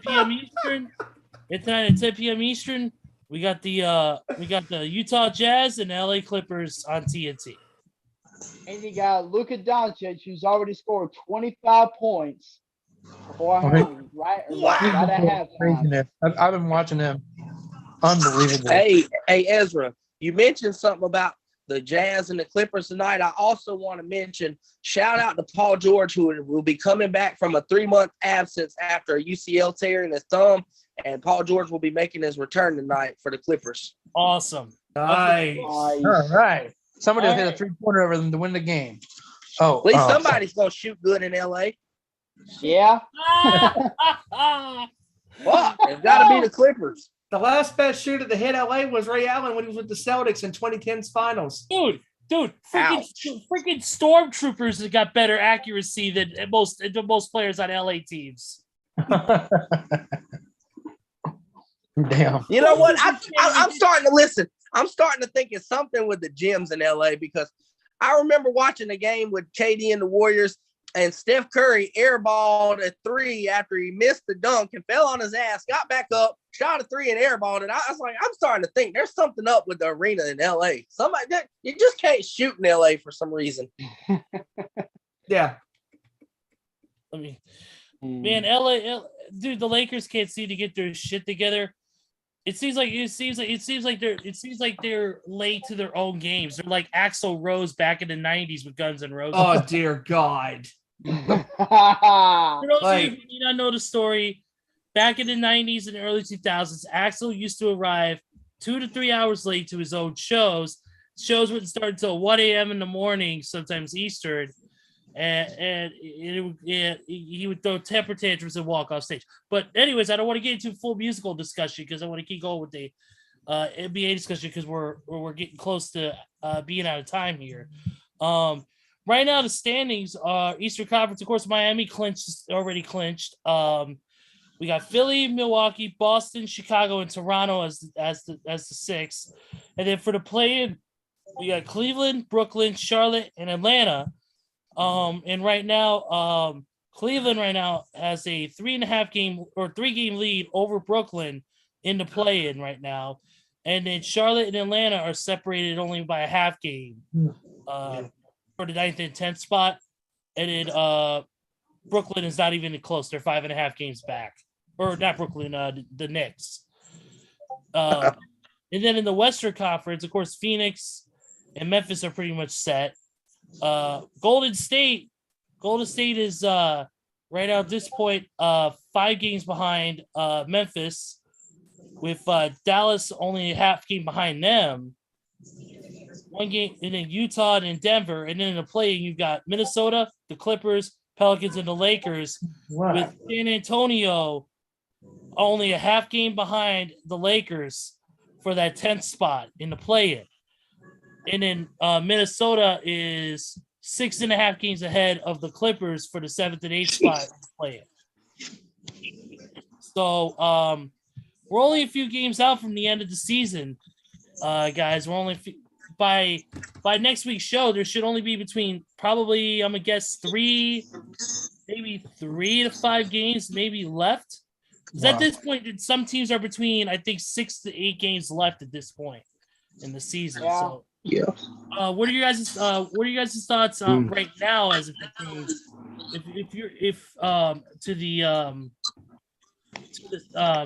the standings that just went, and who do you? We talked about this before, but I just kind of want to gauge you guys' opinion. With how close some of these standings are as far as games back from each other. Like I said, Chicago and Toronto are tied at 4.5 games each behind Miami, with Chicago with the tiebreaker. So on that end, what are you guys' thoughts? Where do you guys see this going? Well, I know it's still too early to tell. I know it's still too early to tell, but tonight is going to be very interesting, especially with the Lakers. If they lose this game, they'll probably end up out of playoff contention, even for the play-in at this point. So I kind of want to gauge you guys' opinions on that. And if the Spurs win their next game in the Lakers, more than likely they're going to lose tonight, then they'll be ahead of the Lakers. Wow. Now, I will say though that there is one thing that these NBA teams don't have to worry about, and that is one of their players winning the Worst Actor award. Oh wait, I forgot. LeBron James did for Space Jam 2. That's right. Oh, dear. Congratulations. Congratulations. Your acting skills in movies are just as bad as your acting skills on the court. But at least at least from what I heard, LeBron did not walk 4 minutes off before Yeah. He probably got up from the theater about 5 minutes before it was over. It's like, you know what? I'm done with this shit. I'm gone. Adios. But no. I remember when that Space Jam 2 advertisement was on my TV set, and I kept hearing that commercial. I'm like, oh dear God, if they keep playing that commercial, I'm going to lose my freaking mind. And they did it again. I'm like, damn it. And I said, if you play this again, I'm just going to lose my mind. And I just kept losing my mind, and just they kept flooding ABC, Space Jam 2, Space Jam 2. I'm like, who cares? It's not going to be great as Space Jam 1. Oh my God. So it's fitting that LeBron wins the worst acting award. Congratulations, LeBron. Definitely. You truly do suck. Kevin. Yeah. Kevin, I know how much of a Golden State fan you are. How do you feel about Golden State heading into the playoffs so far? I know they're in third place. They're playing really decent ball. Like I said, they're 3.5 games behind Memphis right now for that number two spot. But they're pretty much set to go, and they're not going anywhere. Even if they lose all their games, they're still going to be fine. I mean, they might fall a spot or two, but they're still going to be in that main playoff area. So, what are your thoughts on Golden State? Mm-hmm. Like Draymond Green said, I'm not worried about them. They're dragging into the playoffs, obviously with injuries and rotation problems, trying to figure out where guys are going to fit in, trying to get Wiseman back. But like Draymond said, he said, hey, look, this core with Draymond, Steph, and Clay, when all three are healthy and played in every game in a series, they have not lost a single series with them three playing all 7 games in the series. They have not lost. That 2016 when they lost, Draymond was suspended.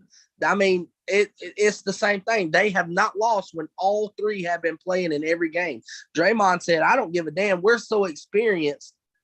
It don't matter if we're a 1 seed, a 5 seed, a 6 seed, a 4 seed. I don't give a damn. Put a team in front of us and watch us work. We can win on the road. Us three, our core three can win on the road. So I think just like when they had KD, they're just in the regular season. This ain't 2016. They're not trying to be world beaters, 73 win team. They don't give a damn. They just want to get to the playoff and let that playoff ball play out. And Steph Curry has been announced. He's already out of his walking boot. Steph Curry announced he might be ready for the second to last game of the regular season, but 100% ready for round 1, game 1 of the NBA playoffs. That gives me a lot of confidence there. Draymond and Steph work hand in hand like Kobe and Shaq, and I love it. And I think they're going to be the real deal. I think Phoenix is going to be top-notch. I think Memphis is going to be top-notch. But that's my 3 that I think are going to be there. That's on that elite level. I think everybody else is sub-elite, like Dallas and Denver is going to be right there. Minnesota, the Clippers, right there. I don't think they're on the level as Golden State, Memphis, or Phoenix. I think Phoenix obviously are the favorites for a reason. They've dominated night in and night out with or without Chris Paul. So I think they're going to be the favorites. But speak about the East, to me, I'm going to go off the hinges here. And I know I predicted the Bucks to go back to the finals or the Sixers to have a shot, but I'm going to go with the Boston Celtics. Evan, I agree with you. They are the hottest team in basketball right now. They have the best record since the All-Star break. Jason Tatum has put himself in the top 3 MVP category conversation. Jaylen Brown is a stud on offense and defense, and they have one hell of a rookie coach. And this team looks like they can give work to the Milwaukee Bucks.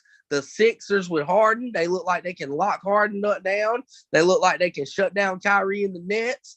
It looks like they can roll. And I'm going to predict Boston Celtics to be in the East Finals against Philly or Milwaukee, one of them two. I think Boston's going to run the tables in the East. Kevin, I absolutely 110% agree with your analysis because, start off with the West. I mean, Memphis, Phoenix, those 2 teams, along with Golden State, are going to be the 3 best teams in the Western Conference going forward as far as in the postseason. But in the East, it is wide open, and I absolutely agree. As a Celtics fan, I like Boston's chances at making a run to the Eastern Conference Finals against whoever, Milwaukee, Philadelphia, even Miami. Speaking of said Miami-Boston, they play tomorrow night at the TD Garden. That's going to be a good game. Heat versus Celtics, and the Celtics are riding a hot wave, even though they lost last night in overtime to the Raptors 115-112. Boston is still on a nice streak. Like I said, they have the best record after the All-Star break. Jason Tatum is just playing absolutely lights out basketball. Duke prodigy, this dude is just amazing. I mean, Duke can play. He's in his third, fourth year. He's better than ever, dropping 50-point games like nobody's business. I mean, and Boston is just on a roll right now, and I think they can possibly run the table and beat Chicago in the playoffs. Go to the Eastern Conference Finals. Here, and a quick note about that game, though, Steven. When Boston lost last night, they didn't have Jaylen Brown or Jason Tatum. They sat out with rest. So they essentially barely beat a Boston team without their starters in a sense. But like you said about that Miami game, it's a tale of two different teams right now. Boston is on the hottest streak in the NBA, and Miami has lost 6 of their last 7 games. So they're on the opposite end of the spectrum, so to speak, and they're going downhill fast, and they need to figure it out. I don't know. Jimmy Butler, Eric Spoelstra, one hell of a coach. They got to figure it out. I'm worried for Miami. And two, I agree. Speaking of Chicago, that's a team, unfortunately, that's been on a pretty big down skid as of late. They've been losing some games that they really should have won. I don't know what's going on. It seems like the team is just faltering right now, and I don't see why now is Chicago having these problems offensively coming together at this point in time, and they're losing ground right now. I'm hoping they're able to get it together, but it's not looking too good. Chicago's got to win these next couple of games because these are very critical in order to stay in that main playoff area and not have to fight for a play-in. And they're fifth right now in the East. I mean, they were one of the top 3 teams in the East, and now they, like you said, they've been going down, going downhill. When right now they're playing the Wizards 77-74 right now in the second half, and it's rather interesting how Chicago's one of their biggest wins this year was against the defending NBA champion Milwaukee Bucks, and that was a big time victory by Chicago. And I think Chicago, if they can get they can get their act right on the court, I think Chicago could make a run, but I don't think they're ready for the big leagues just yet. They're good, but they're just, a little bit of more reps, as far as another year playing. I think next year Chicago is going to be one of the top 3 teams of the Eastern Conference. Yeah. Oh yeah. Hey Randy, I'm glad you brought that to my attention about the Lakers too. Why don't they fucking listen to Charles Barkley? He said, damn it, if TNT and ESPN show another fucking Lakers game again, he was going to lose his shit. ESPN, stop showing Laker games. TNT, stop showing Laker games. Sincerely, someone who doesn't want to fucking watch LeBron in the playoffs. Thank you. You know what I'm hoping? I'm hoping that MJF, when AEW makes their first appearance in Los Angeles for Dynamite at the end of, I believe it's May, early June, I hope to God that MJF talks literal shit about how bad the Lakers are, because it truly shows you how bad the Lakers are. I mean, hey, as long as he don't talk shit about Russ, because the LA crowd might cheer it in. Come on. I mean, LA Lakers are mid. Absolute mid. They're terrible. The Lakers have been downhill after they won that championship in Disney World, which is a little Mickey Mouse ring. Yeah, a little Mickey Mouse ring. Yeah. You don't have to worry about going on the road. You didn't have to worry about away teams, about the crowd. You ain't got to worry about none of that. It's like playing 2K with the crowd noise off. No pressure. Kevin. So, no pressure. Imagine that with their little Mickey Mouse rings.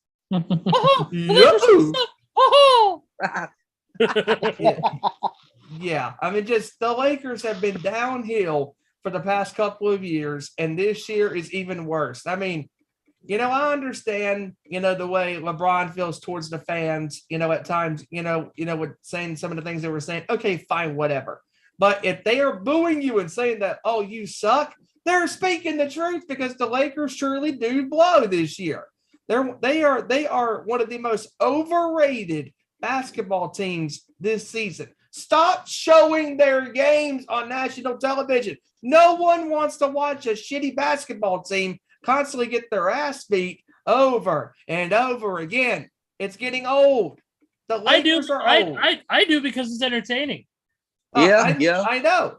It's entertaining for us because we're going, ha, the Lakers suck, because they do. It's They're not the- fun basketball to watch, though. No. Not good basketball to watch. And you know what? That's why I respect the likes of Kobe Bean Bryant more than anybody in the NBA history. He stayed through tough times in LA. He stayed when Shaq broke down and left. He stayed when LA was a fucking disaster. And he fought back. He rebuilt, built his team back, won back-to-back chips. And I really respect Kobe. LeBron could never do it. Durant could never do it. No respect for those guys. Kobe, he stayed through tough times. And I really respect the fact that Kobe did that and was loyal. That's loyalty at its finest. The NBA has no loyalty these days. And I want to also mention the fact that the women's Final Four after, I don't know, who was it? Louisville, I think, they got into the Final Four. They asked the leading scorer on Louisville because she played with Gigi, Kobe's daughter. And they said, what would Kobe say if he was talking to you right now after winning getting into the Final Four? She spoke on national TV and said, get out there and do your fucking thing. Don't let this shit in. I said, damn. She said that on national TV. And I said, yep, that's Kobe. That is Kobe Bean Bryant at his finest right there. Respect to Kobe. Absolutely. Quick shout out here to our boy Tony Justice. Yeah. What's up, Tony? Ooh, yeah, Tony, yeah. Ooh. They're slapping the ball like Will Smith slapping Chris Rock. Wow. Wow. Jesus. That'll be the joke that'll never end. Real quickly, since we're getting ready to end the show here shortly, let's see if I can find a couple quick MMA news notes here real quick. And so far, not really much. Of course, of course, there's still issues going on. Of course, like you said, what's his name got Jorge Masvidal, as we know, last week got arrested and all that stuff for that assault. He's currently out of jail and he's waiting on the next step, whatever that may be. Outside of that, there's really no really big fight news, no big boxing news or anything of that sort. So, anything else you guys want to talk about real quick before we close it out? I'm good. I think I'm good. Hey, I do want to say one thing about Stephen and Joey because they're around here.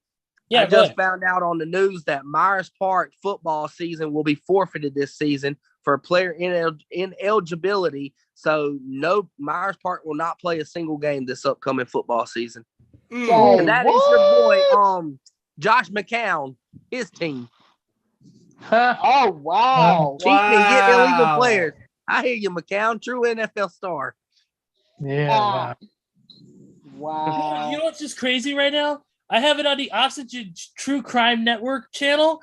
In the corner of the screen, it says WrestleMania live Saturday and Sunday on Peacock. On Oxygen, huh? Yep.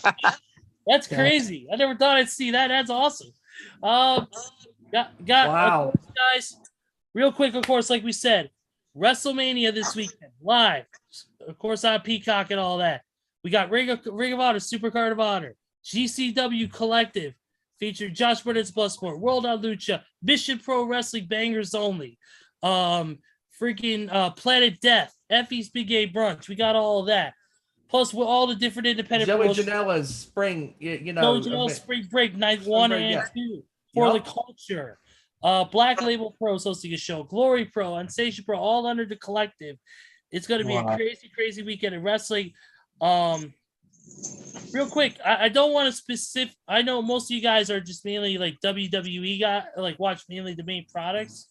But what is the event that you are most excited to look forward to out of it? It could be WrestleMania night 1 or 2, Supercard of Honor, whatever. Real quick, I want to get your gauge on this. I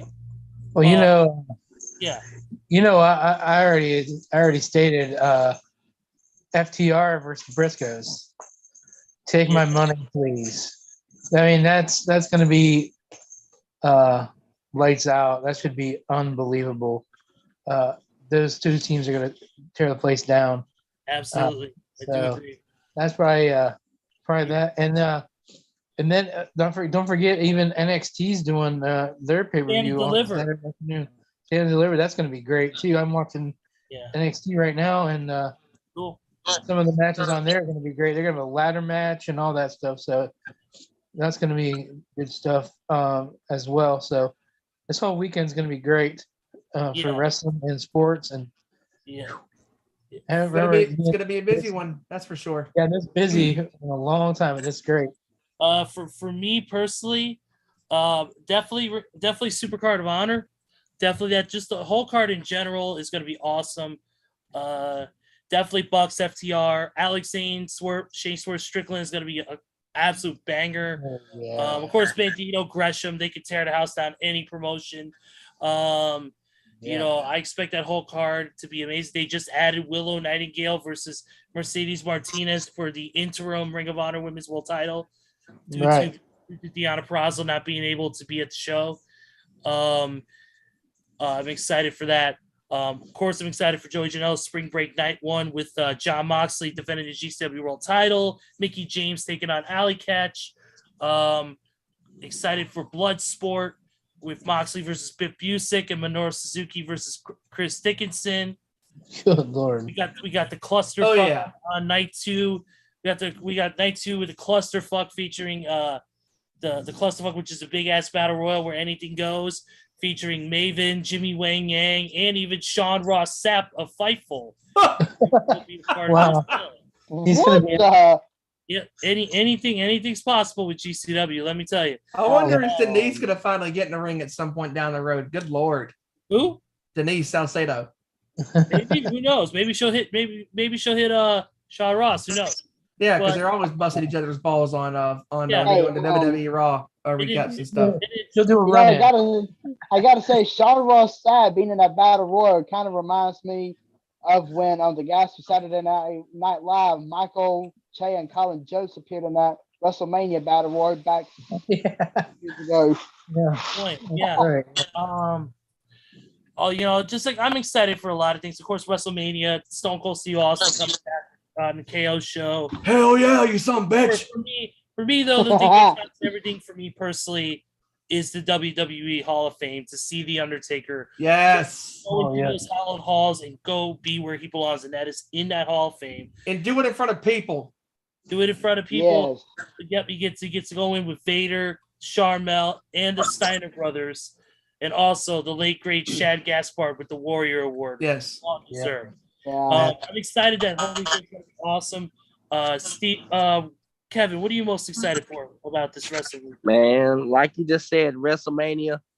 Haven't seen Stone Cold in a ring in so many years. I'm excited to see him come in there, hopefully stomp a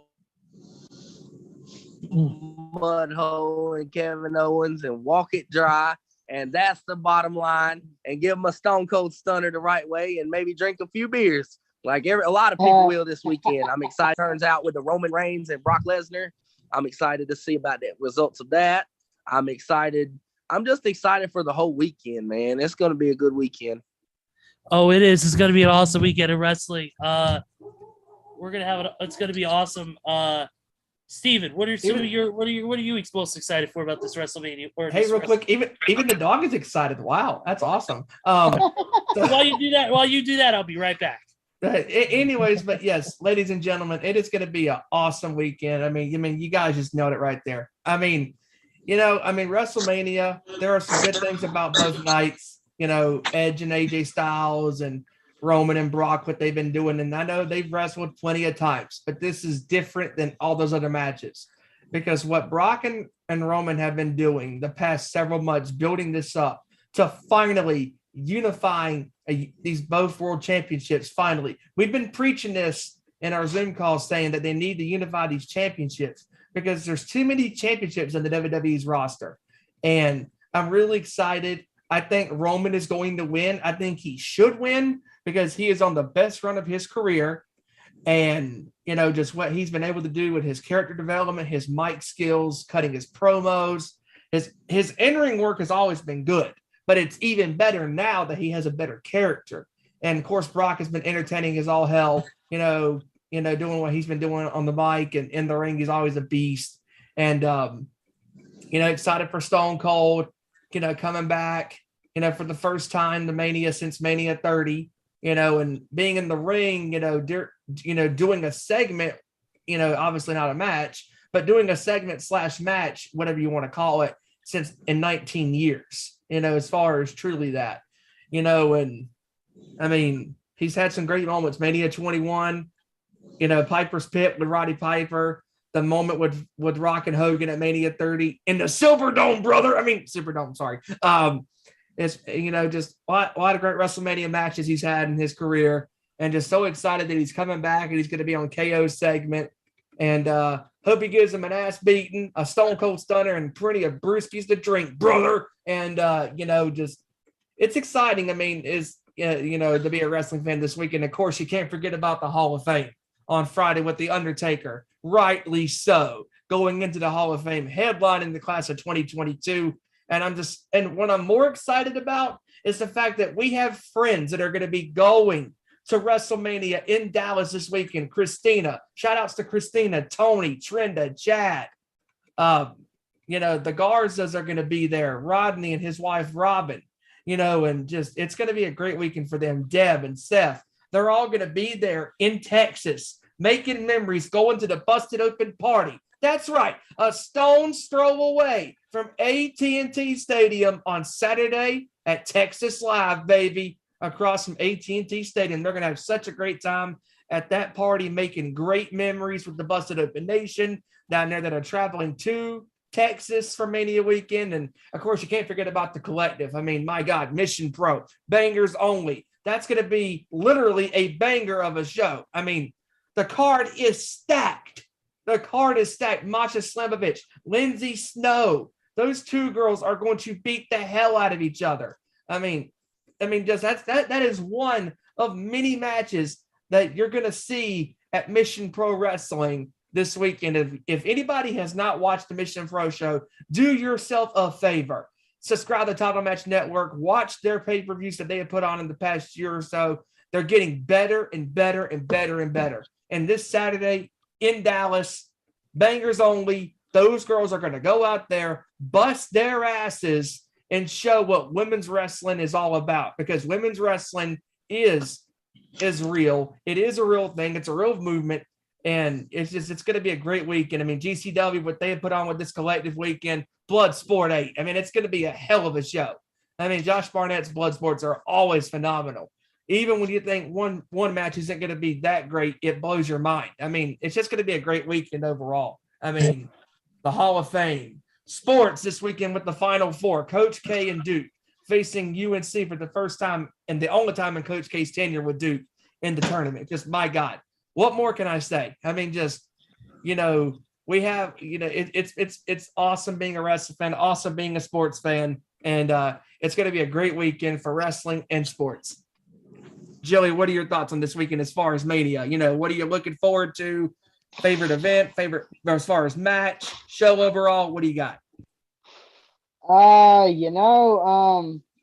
Obviously the one thing I'm going to be tuning into the most is WrestleMania, because I'm familiar with GCW and Ring of Honor and all that, but I don't really know those wrestlers like I know the wrestlers from WWE, because I've been watching WWE for so many years, and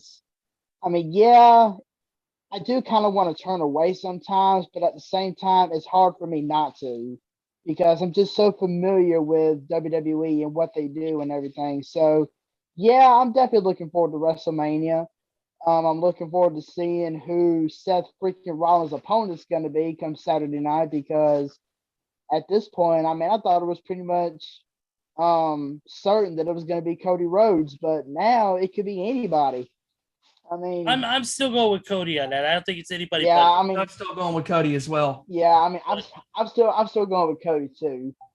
But yeah, I'm looking forward to, of course, the two women's title matches with Ronda Rousey facing Charlotte and Bianca Belair facing Becky. And I'm definitely looking forward to Stone Cold Steve Austin opening a one nice can of whoop ass on Kevin Owens. I'm definitely looking forward to that. Oh hell yeah!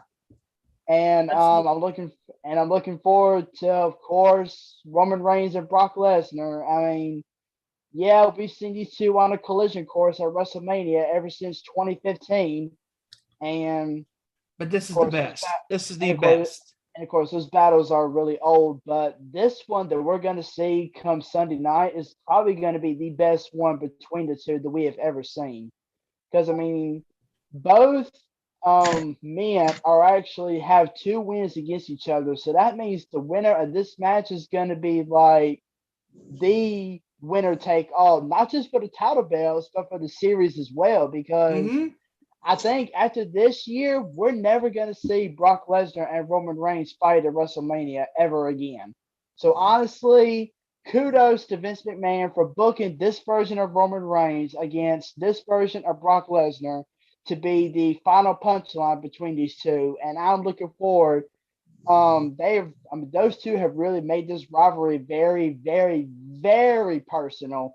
And I'm looking forward to seeing it get physical. I'm looking forward to seeing Lesnar and Reigns throw hands like they've never thrown hands before. So, Vince McMahon, for once, kudos to you. Absolutely, Gonna guys. be a great weekend. It is going to be an awesome weekend. Usually we do our final thoughts, but this is basically what our final thoughts are because it's such a big weekend. Guys, what an awesome show. Thank you guys, all you guys, for doing what you do. It's been awesome.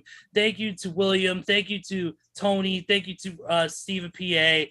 Thank you to Brian Rosa, of course. Hello to Thunder Rosa as well. We hope you're doing well. Can't wait to see you on Dynamite tomorrow. Of course, like you said, AEW Dynamite tomorrow. And then, of course, the start of the whole weekend starts Thursday with Game Changer Wrestling and the Collective. And then Super Card of Honor on Friday with the Hall of Fame SmackDown. Saturday, Sunday, all that will be covered on future episodes of the Nation's Corner. And like you said, some of our cast and crew will be in attendance live at WrestleMania. And as the great one of my buddies always says, I cracked one open for the working man. Here's a toast to everybody. Have a great weekend. Enjoy WrestleMania. So for everybody here, for Randy Giron, for Joseph Thornton, for Kevin Rory, and for Stephen Wyand, I am Ezra Vickery, and we will see you next week for another great edition of our Nation Sports Show. And that's the bottom line, because Stone Cold said so. Have a great weekend, everybody. We'll see you. Enjoy the wrestling.